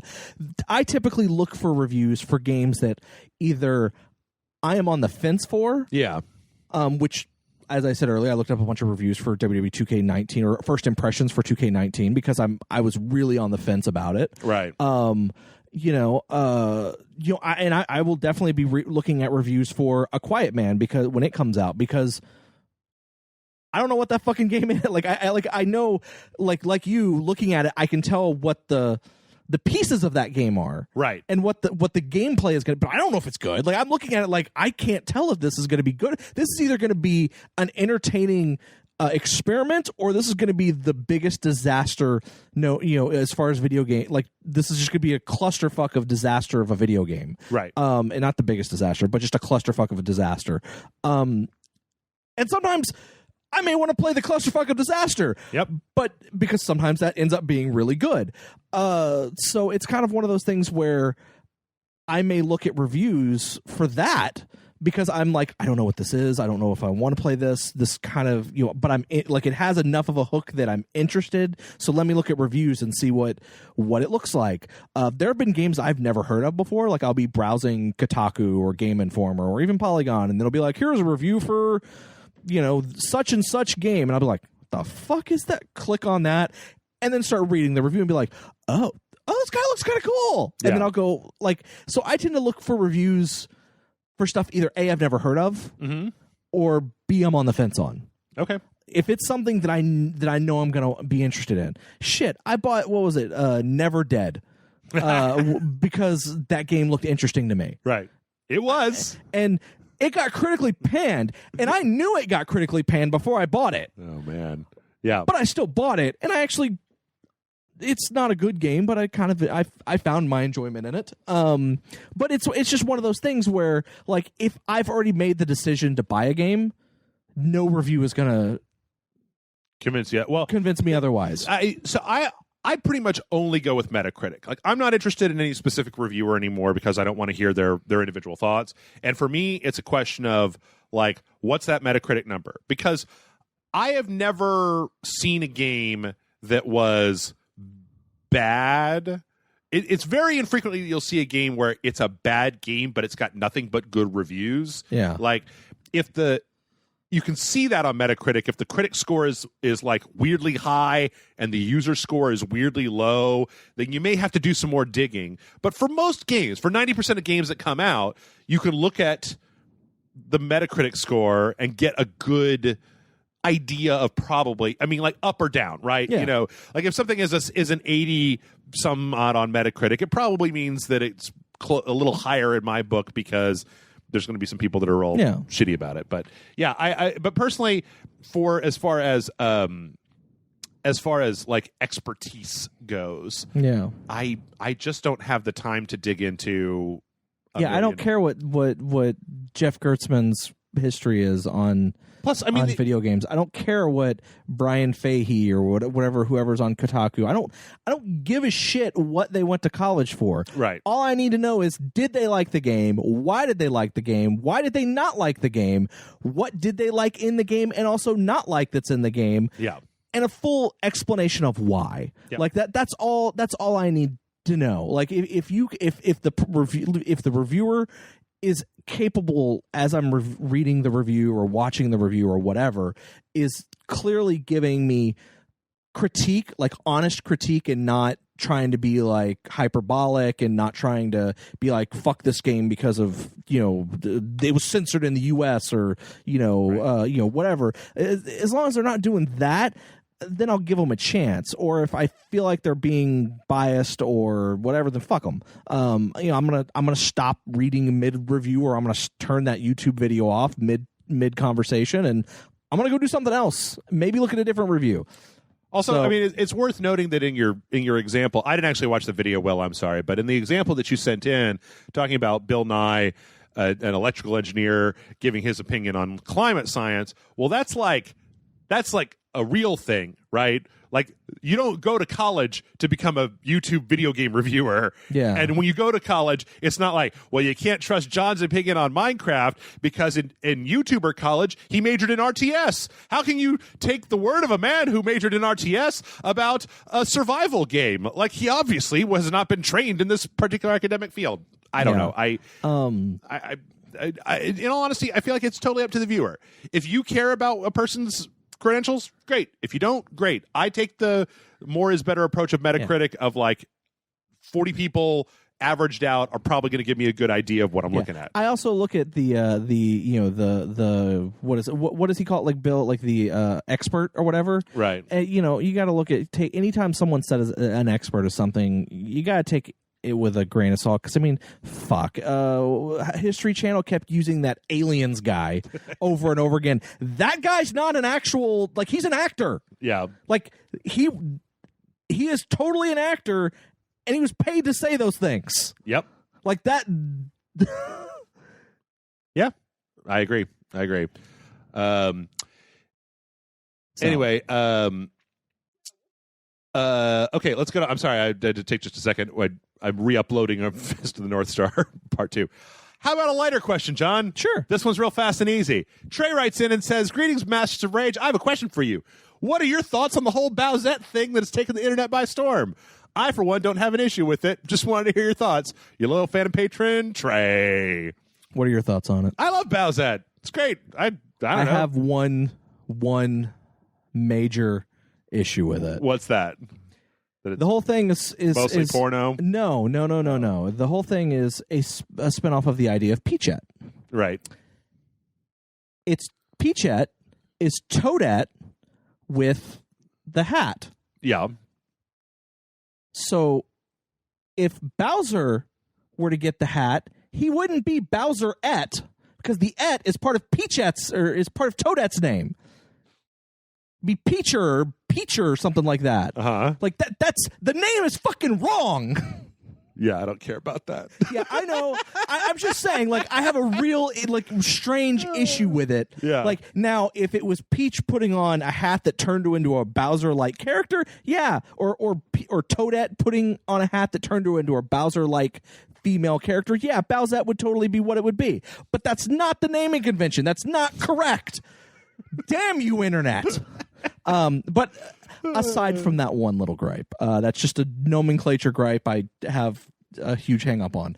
I think it's fun. Let fans do it. I don't think Nintendo will ever acknowledge it outside of or make it official or anything like that. Yeah. But I do think it's funny. I like some of the other characters that they've done the whole thing. Like, what is it, Boozette, which is one of the Boos. Right. I saw a Yoshi one. Yeah. I love it. I think it's great and it's creative and it's fun. Yeah. And I think that it would be really cool if Nintendo developed this character. I mean, I don't know if there would be because you know what, Nintendo's I was talking to somebody about this last week. People forget Nintendo is a stodgy, litigious company that all is like that's Nintendo, is them making that noise.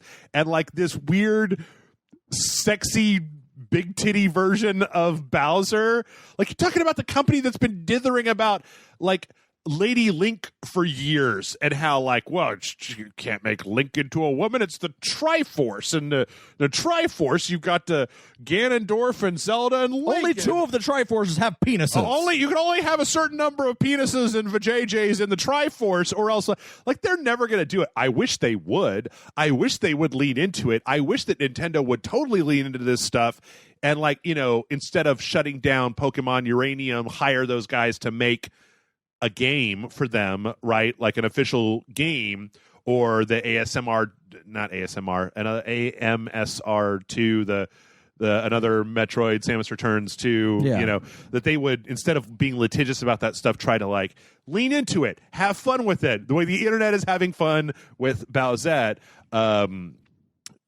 So for anybody who hasn't seen it, it's basically, yes, there's the crown from the deluxe of new Super Mario Brothers U. Right. And then if it goes on to Peachette, it makes her into Toadette, it makes her into a Peachette. Yeah, and the crown is only for her. Like, no other character can grab it in the game. Like, it's only for her, and it turns her into it. Which also brings up, some other facts of is that why Peach looks different? Was she a Toadette or a female Toad character? Yeah. That when basically elected as the monarch, was given that crown and turned into Peach. Yeah. Like, is that what's going on in the Mushroom Kingdom? Because that opens up a whole nother can of worms that I'm sure MatPat is going to have a huge game theory day with. I'm thinking so much about this. In any case, it looks like then Bowser puts on this crown. It's like someone went, what would happen if other characters put on the crown? And the first thing someone went to was Bowser. Right. Well, I think that it was like the kind of whole idea that Peach is like, nah. Like in the whole marrying in Mario Odyssey, I think this is the original comic, and she's like, no to both of you. And so then Mario and Bowser are sad, and then Bowser pulls out the crown, and then it's like, Bowser is this big titty monster lady. Mario's got a new girlfriend. Yeah. So I love it. I think it's great. I think it's fun. I think it's fun. And I think, despite my rantings of things that clearly I've put too much thought into. You know what, John? When was it a DS game that was the Peaches thing? Yeah. Okay. Make a Peach game. Super Peach. Super Princess Peach, yeah. Make another Peach game with Bowsette as the bad guy. Give the ladies that want to play some Nintendo games. And if you don't want to make it Bowser wearing one of those crowns, make it like Bowser's sister. Whatever, man. Just a character named Bowsette. Yep. Or have it be a Bowsette character, and then at the very end, Peach wakes up from a dream, a la Mario Brothers 2. Sure, whatever, man. Yeah, it doesn't need to be a big thing. Doesn't have to be a big thing. Of course, Nintendo will never do that. Oh no, of course not. Never in a million years. Do not hold your breath. They're too fucking stodgy and litigious of a company to do that kind of shit. They would never take a good idea from the internet. It took them. How long did it take them to stop just straight up like well, they still take every video that's a game of theirs, and they have that dumb, well, you can register with us to get a portion of the money that you would have gotten back by being a Nintendo partner. Yeah. But like before that, they just like to just shut that shit down, right? They would just shut your fucking videos down. Like, yeah, don't hold your breath. Don't hold your breath. Do go to Imager though, because they've got a lot of Bowsette on there. Ryan writes in and says, Dear Jeff and John, recently I've started playing Stellaris, a so-called 4X grand strategy game similar to Civilization and other large-scale RTSs. The time I've spent playing it, I've realized Stellaris is one of those games that relies on emergent storytelling, meaning there's no main story, and the game wants the player to use their imagination to create a story. The only story content it does have are small events and quests for the player to follow. Do you think games with this kind of storytelling are shallow? How does it compare to games with a set story and ending? Thanks in advance, your loyal patron Ryan.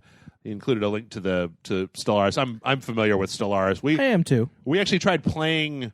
I don't think it was Stellaris, but it was like maybe one of the endless 4X games, and they don't make good videos, right? Because it's like an RTS.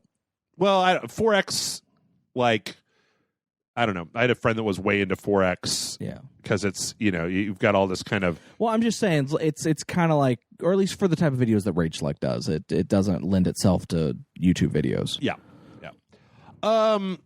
So, emergent storytelling, do you think it's shallow or not? No, I don't think it's shallow. No, as long as you get into it. I mean, I made that whole video about Heat Signature that was basically about making up your own story, for your characters. Yeah. I think, though, that you do have to have... A game needs a certain level of freedom in player expression in order for that to happen. Yeah. Because if it's too wrapped up too tight, then you can't really make your own story. You're just... it doesn't really work very well that way. Yeah. Glad to hear you're into Stellaris. You might want to check out the whole Endless series, Endless Space, and what was the Civilization-like one? It was like Endless Legend. Yeah, Endless Legend. I think you're right. Endless Legend 2, and there was Dungeon of the Endless. That was like that weird. Well, Dungeon of the Endless was the prequel to the entire thing, right? Because essentially what that game is that it's a bunch of people on a prison ship.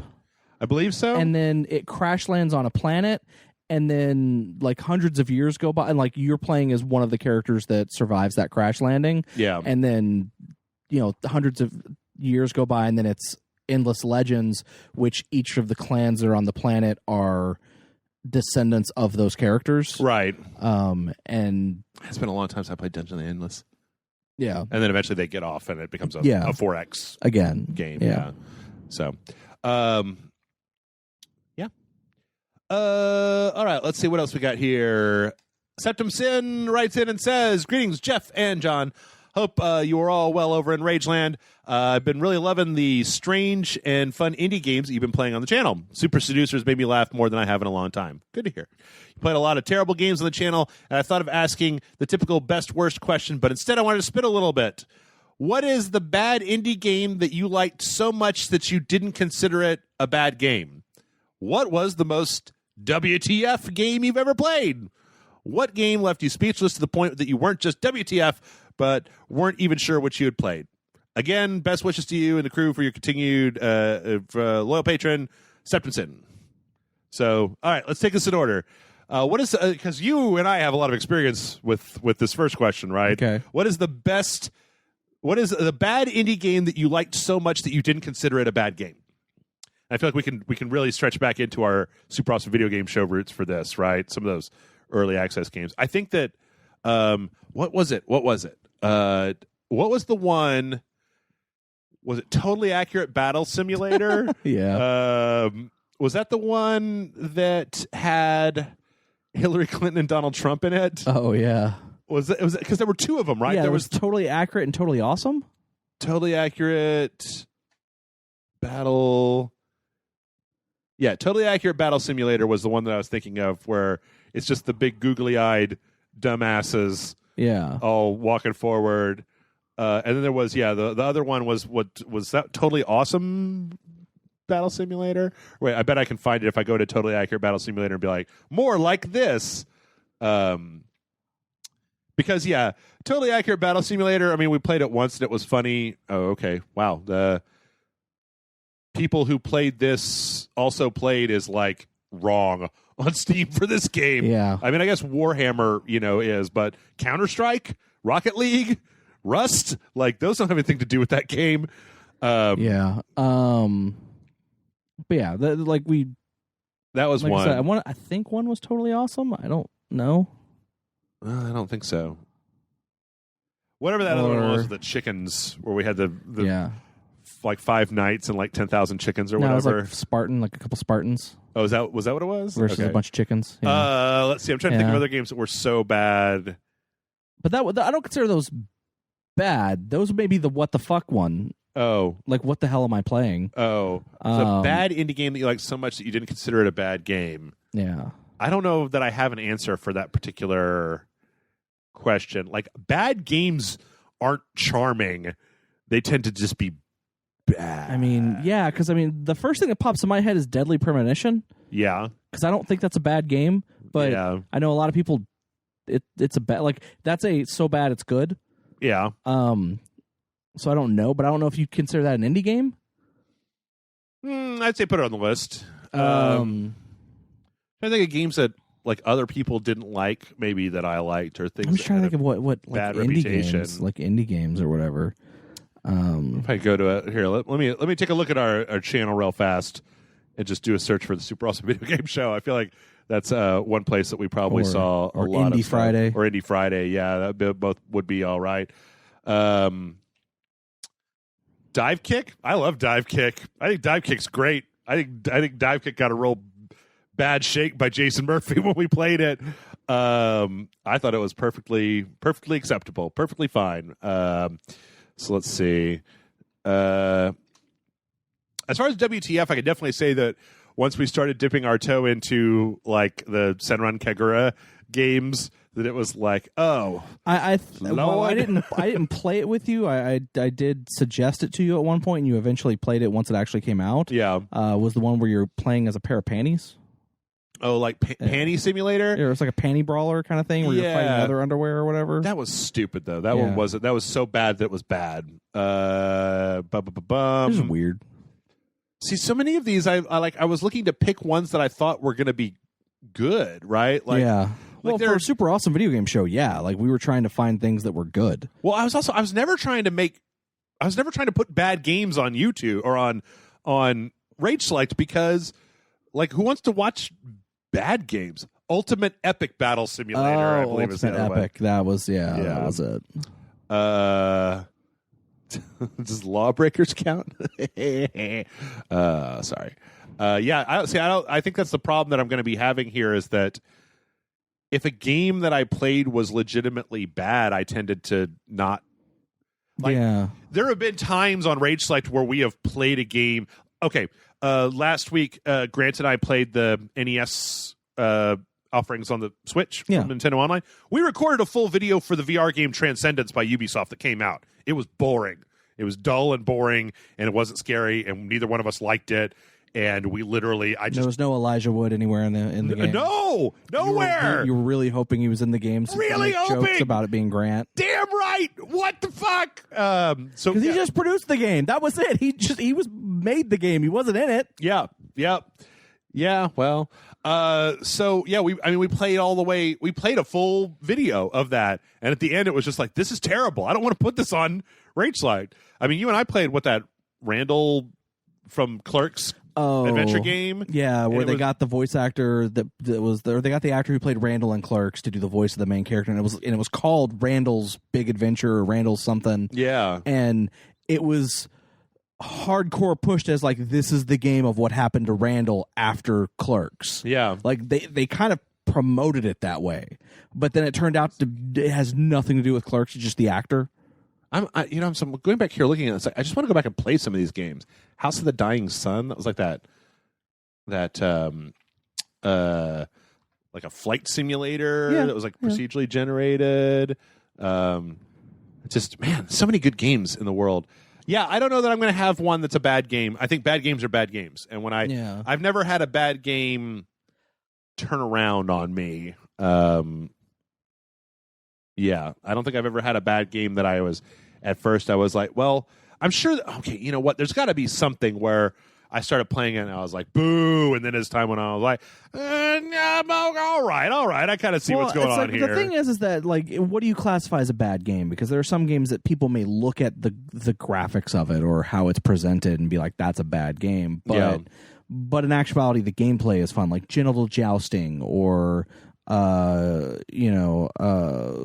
fucking gang beasts or something like that. Right. Those games are fun though. Yeah. Star Wall or games that even like Nidhogg or whatever, but those games are so fucking tightly done and well made that there's a reason that they're as applauded as they are. Yeah. But yeah, I can't think of anything that's that was bad and I agree. Even for Super Awesome Video Game Show, even when you were like heavily pushing for me to get games, I tended to go for games that looked interesting, and then I would play them for a little bit before, like suggesting it. Yeah, and then it'd be like, no, this is okay. This is cool. Like this is like I never went for something so stupid that it that it didn't look good or it didn't look fun. Goat Simulator, maybe. I thought Goat Simulator was awesome from the beginning. Except, Goat Simulator never had to win me over because I fucking loved Goat Simulator. So, yeah. Wow. Man, we used to get so many more hits on Rage Select. Aw. All right. What was the most WTF game you've ever played? There's a lot of them. Senran Kagura, definitely. Senran Kagura series. Goat Simulator was definitely one of those WTF games. So I'm just looking through all of these games, so it's like I have a bunch of stuff right on the tip of my tongue. Dropsy. Farming Simulator. Farming Simulator? The fuck? I still don't really understand Farming Simulator. I'll say it before and I'll say it again. Can't flip a tractor. What the fuck is the point? Yeah. You see, Brian and I played Construction Simulator. I know. Yeah. Surgeon Simulator? That was a good WTF game. Yeah. Where it was like, oh shit. I had so much fun when Matt and I played that co-op where it was like one person controlling one hand, one person controlling the other hand. What was it? Octodad was fun on the live stream. Oh yeah. Dadliest Catch. Yeah. And then why is the name of that game the Pigeon Dating Simulator? Hatoful Boyfriend. Hatoful Boyfriend. That was pretty Yep. We used to play a lot of those on Sundays. Yeah.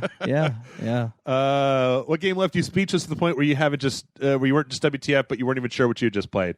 Hatoful Boyfriend probably once it started to open up what was going on in that world. But there have been a few dating simulators once we started delving into those.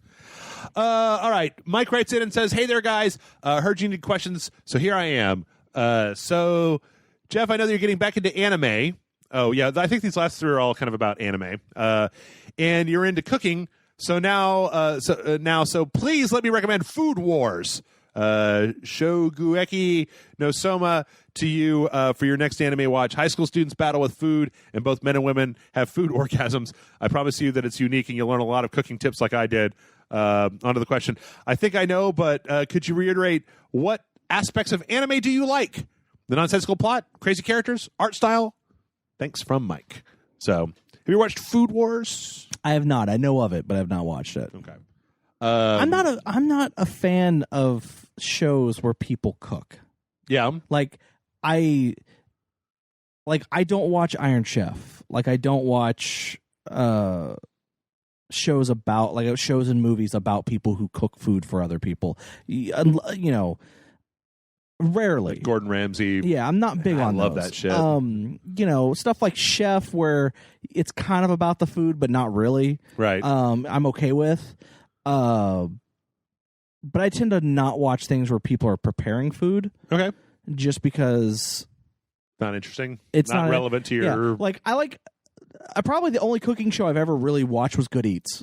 Okay. Because even that is not really that's more about the science behind the cooking and not the actual cooking itself. Okay. In a lot of ways. I mean, it is. He's cooking food. Yeah. But I don't know. I don't really watch a lot of cooking stuff, so I tend to just kind of. But I've heard Food Wars is good. Okay. Yeah, I don't know. I tend to shy away from slice of life anime because was going perfectly into the question. When I watch anime, I like the kind of super dramatic stuff, and I feel that the super dramatic stuff works better when it is robots, ninjas, superheroes, fantasy elements, as opposed to, like I watched God of Cookery and I liked that all right, but like I mean, for the most part, slice of life animes just don't. Oh, see me, I actually hate 'em. really, I really don't like 'em. them. Like one of my favorite animes is Beck Mongolian Chop Squad. Yeah. Which it's actually just called Beck, but because there's actually a musician named Beck, they added the Mongolian Chop Squad. But Jeff is watching a clip Sorry, I'm watching of Sound Off clip of Food Wars of a lady one of these biting food into orgasms. Yes. yeah, biting into something and just having like this full on food is destroying her body There's a lot of in like boob the jiggle. best way. There's so much boob jiggle in this. Sorry. Yeah. Like I actually like that stuff. I actually like slice of life stuff. Like I like what is it? Summer Wars. Summer Wars. Uh-huh. Summer Wars is great. I like But see, Summer Wars had the whole MMO kind of fantasy thing. I like Summer Wars too. yeah. Because But I like a lot of different stuff. Like I tend to, I'm trying to think of like what the quintessential anime for me is. Yeah. Like what the genre or what area of anime, and I don't think there is one because I'm very scattershot. Because I like stuff like I said, Beck, or there was one I can't remember the name of it that I used to watch that was basically about a kid playing Go. Okay. And the whole thing was that he had a ghost haunting him. That was like the best like Go player in like history or whatever. Yeah. I can't remember the name of it, but I kind of got into that for a little bit. It's just making me feel bad about what I cooked last night. Yeah. But yeah, so it's one of those things where I kind of like everything. Yeah. What do I like? I do like nonsensical stuff. Like I think there's a place for it. Mm-hmm. But I also tend to like hero stuff where there's a main character who's clearly a person who's doing good. Oh God, Jesus! Everybody's clothes are coming off. This is such a sexual show. I really don't want sex and food together in the same thing. But food is sexual. You can make it that way. Can be. That's true. But like, there's just this lady's got. They're all naked and the sauce is all up on them. There's like sauce just hitting them in all of their private areas. And there's like butts and I don't know about all this. I don't know. It might be the sort of thing that I have to check out now. Just to see if it's like that all the time or if that's just like a one-time joke. Yeah. I mean, like I said, sorry, you go ahead. But no, like I tend to like animes like like Trigun, or Outlaw Star, or even My Hero Academia, or where there's that one character who's a good guy trying to do his best and kind of fumbling through the story. Right. Like I tend to prefer those. Mm-hmm. But I also like other stuff. Like right now I'm watching Those Who Laugh Under the Clouds, I think it's called. Okay. And it's only got like 12 episodes, and I'm kind of like halfway through it right now. And I just kind of saw it, and it's kind of like a period piece about three brothers who are like the last of their clan, and they're supposed to be to protect the world from this demon or whatever that comes out once every 600 years. And it's still like a period piece, so it's like all people, like it's right after swords were banned in Japan. Okay. And it's it's fun. Like I'm watching that. Like previously I've watched Megalobox and Outlaw Star and Drifters. I'm also a really big fan of. Though I kind of fall in and out with Drifters. Like I get into it and then like I stop watching it, and then like I come back and I'm like, well, now I have to start over from the beginning, and then I get into it and then I stop watching it. Yeah. So but not because I don't want to continue watching. I just stop watching it for one reason or another. So like my anime tastes are all over the place. I like a lot of different stuff. I like drama. I like the drama and kind of violence and action. Yeah. Cowboy Bebop is still my favorite anime of all time. It's a pretty good one. I like Eden of the East. Yeah. Or Eden of the East, I think it's called. It's like a series and 2 movies. Mm-hmm. I think that one's pretty cool. It's then also I like pure on action movies for anime. Like I love Spriggan. I don't know if you've ever watched Spriggan. Oh yeah, oh it's so good. We've talked about it. Yeah, I introduced Brian Salisbury to that movie, and he was like, "This is amazing." Yep. And I was so proud that I had introduced him to something that he fell in love with. Yeah, I don't know. I'm real picky. People will send me recommendations. People have been trying to get me to watch Darker Than Black for a long time.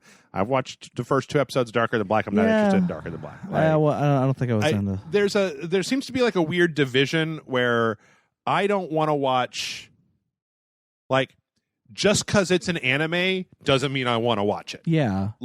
I want to watch something that's interesting. My Hero Academia was, by all accounts, just kind of a standard shonen show. But I loathe Naruto and Naruto, however you say it, and Bleach and all that bullshit. I hate that ninja shit. I love Bleach. I just don't like it. It doesn't work for me. Yeah. But the whole superhero thing totes works for me. Yeah, no, it does. I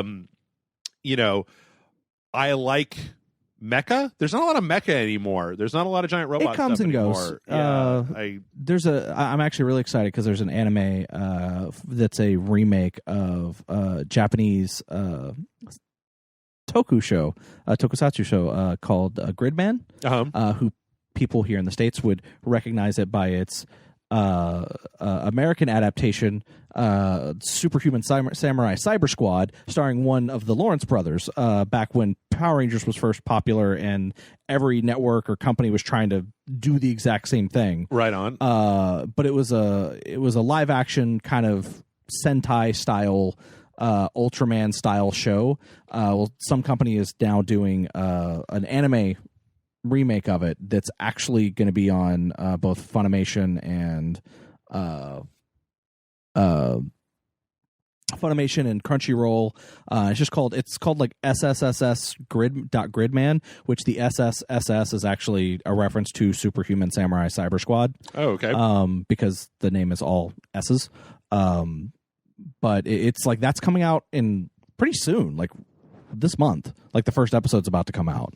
That's giant kaiju and people fighting and stuff like that. So I mean, that's kind of not exactly what you're asking for, but I know that's it. Like I said, it comes and goes in.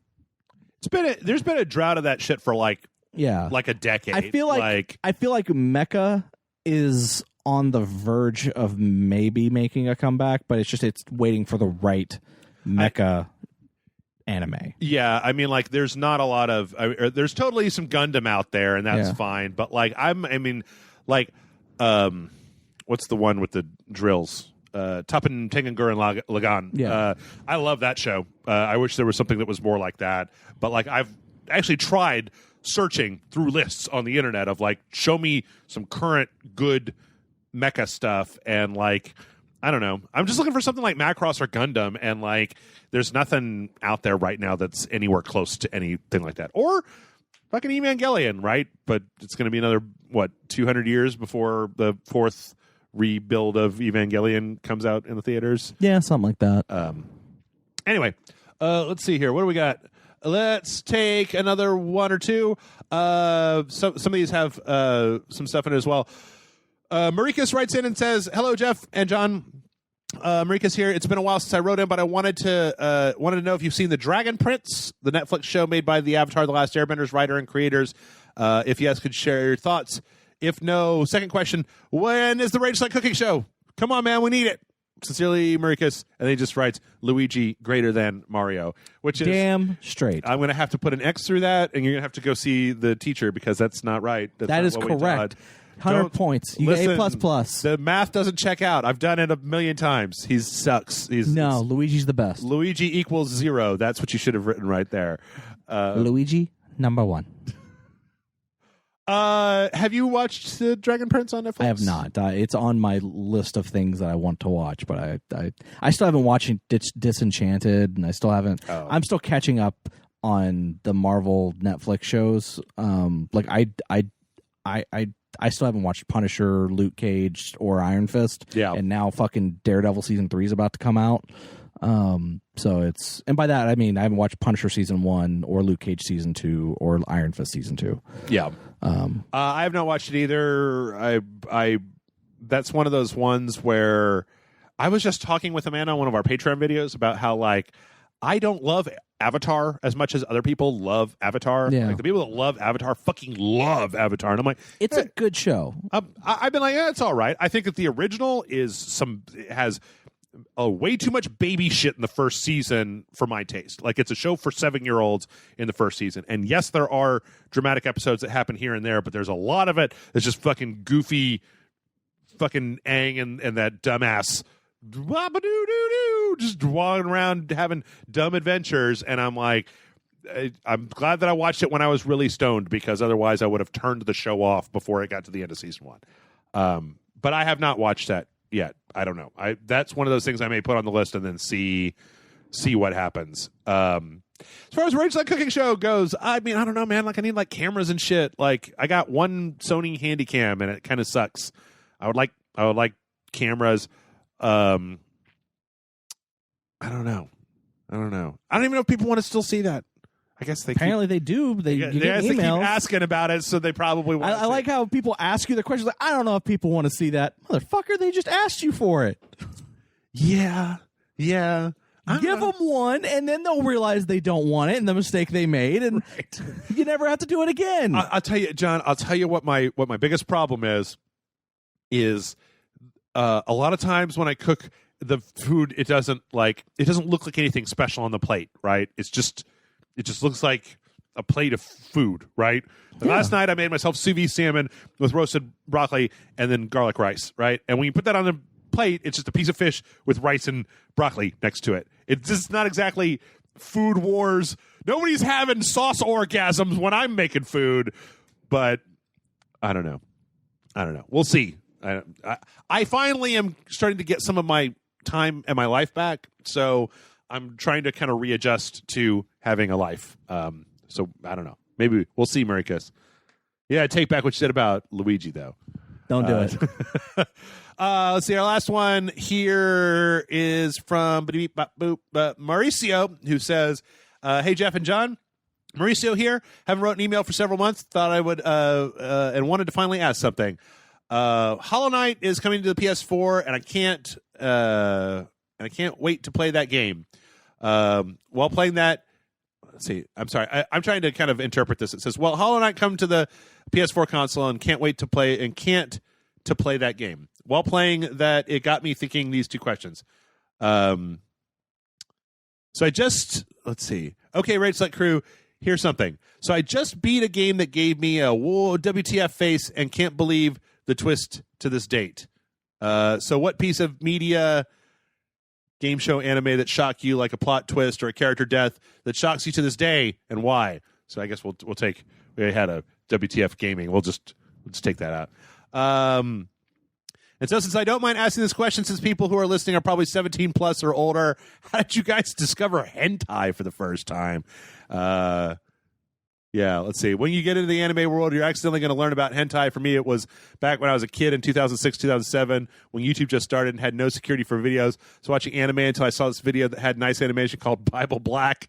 I was flabbergasted because I didn't know anime had porn, and my innocence was lost since I never had the talk. LOL. So how'd you find out about, and what was your first anime porno? Stay frosty. That's from Mauricio. I don't know, John. Did you ever blunder into any anime porno? Before I got discovered anime or hentai, right? I feel like I had blundered into the weird Rule 34 of like Disney characters. Okay. Of people just drawing porno of the Disney princesses and the Disney characters, and like that was just like, what the fuck is all this shit? But even then, like I think my first introduction to hentai was probably the same as everybody else's, or most people that are my age, La Blue Girl, or Yurotsukadoji. Yes, that was mine. Yeah, those two were kind of like back to back, and it was kind of like, what is this? Okay. Yeah, both of those, neither one of those are like, all right, Japan, sure. And then getting shown Ranma and being like, is this supposed to be hentai? And then being like, no, I guess it's not. Yeah. No, it's actually good. Okay, Ranma's cool. Yeah, so I worked, when I was a teenager, I worked at a thing that doesn't exist anymore, a software rental store. Oh, Back when computer software used to be very expensive, I worked at a store where basically you could go in and you could, quote, buy a thing and then, quote, return it for, quote, a restocking fee after a certain number of days. I worked at this was my high school job, right? Sit behind a counter, throw software at people. Well, we had all the software, Windows 95, we had all, blah, blah, blah, all the bullshit. But we also had the porno section. Yeah. Just like any local video store, there was that 18 plus section over there. And back in the old PC days, we're talking about weird, it was like VCDs. Yeah, some VCDs. of them were just porno VCDs, which was an early video CDs. Yeah, video format that was real low resolution before DVD happened. Some of them were weird games with like old PlayStation 1 era graphics of naked ladies getting stuff happening to them. Yeah. There was one called Virtual Valerie that I remember very explicitly. But one of the ones that we had was that you wrote Sudoku thing. Yeah. And Yurotsukadoji. And I remember taking it home one night and being like, huh? Because it's like the Dick Lord. It's like literal Dongacles like appears. And it's just dicks flying everywhere. It's just fucking spirit dicks just zooming around at the end of tentacles, fucking doing their dick things. And it's like, what? This isn't... I mean, up until that point, the only pornography I'd ever seen involved humans having sex with each other. There was nothing that was like, then the dick monster came from hell and fucked everybody with his dick tentacles. And you're like, wait, what? What is... Okay, what? And it really... and that I feel like really did a number on my conception of Japan for a long time, where it was just like, oh man, this is what everybody in Japan watches instead of regular pornography is the fucking dick monster with all the dick tentacles. Yeah. Even though it's or what was it? Okay, I can't remember what the fuck it was called. Never mind. I'm not even gonna bring it up. There's one anime that a friend of mine used to be like obsessed with. It was totally a hentai. Yeah. But it was like the main character was like a fucking hamster. I have no idea what you're talking about. And yeah, it was almost like a slice of life, except it had a talking hamster, and it was totally a hentai. All right. Like it was literally about the owner of the hamster, which was a guy, and his girlfriend having sex, and the hamster walking in on it, or the hamster also trying to seductively seduce him, and him being like, "You're a fucking hamster. What are you doing?" I'm like, what? No. I don't remember a lot of it because I didn't really watch it, but yeah, it was weird fucking shit. All right. And then maybe one, just finish up here, one example of, show, anime? We're talking about a lot of anime with a just like, what kind of thing that happened, where you're just like, what? I say in Batman Ninja, when all the monkeys, when the monkeys came and the bats turn into a gigantic Batman avatar to fight, and I was like, the weird thing about that was it was a what the fuck moment, but I understood it, but it was like, guys, Batman fans aren't going to understand what the fuck is going on. I understand what the fuck is going on, but Batman fans are going to be like, do what? It's going to be like when I saw the giant dick monster in the hentai. You're like, wait, what? And then do monkeys do that? Right. And the monkeys and the bats turn together into the giant Batman, and he's like wearing the suit too. Yeah. Like they made the utility belt and okay, sure. Yep. Whatever, man. I don't even know if there are that many monkeys in Japan. Well, it was Gorilla Grodd's monkey minions. Oh, that's right. Because they That's turned true. into the big monkey, and then the big monkey was getting his ass kicked, and then the Bat Clan brought all the bats to combine with all the monkeys, and then they turned into the giant Batman. Yeah, good point. Good point. What in the fuck, Batman Ninja? Come on. I wish that had been a series. I wish it had been like a 12-part OVA and not a 2-hour movie. Yeah. Didn't wear out its welcome. What about you? You got anything that stands out? No, I mean, like, I'm sure there's stuff that like stands out, but I'm again, it's one of those things that trying to rack my brain over like what was like what, Right? Or like what a twist, at the end of a movie or something like that. I don't know. Like, there's. Hey, at the end of Toppin Tengen and Lagan, when they were throwing universes at each other, that was kind of fucked up. Yeah. I don't know. Anyway, let's wrap it up. That's the show for this week. We'll be back next week with another brand new show. mail@rageslate.com is the email address. Get your questions in. We need questions. We always need questions. So if you got a question, put the question in the question box, and then we'll read the question when we do the question part. Yeah, and that's it. Bye.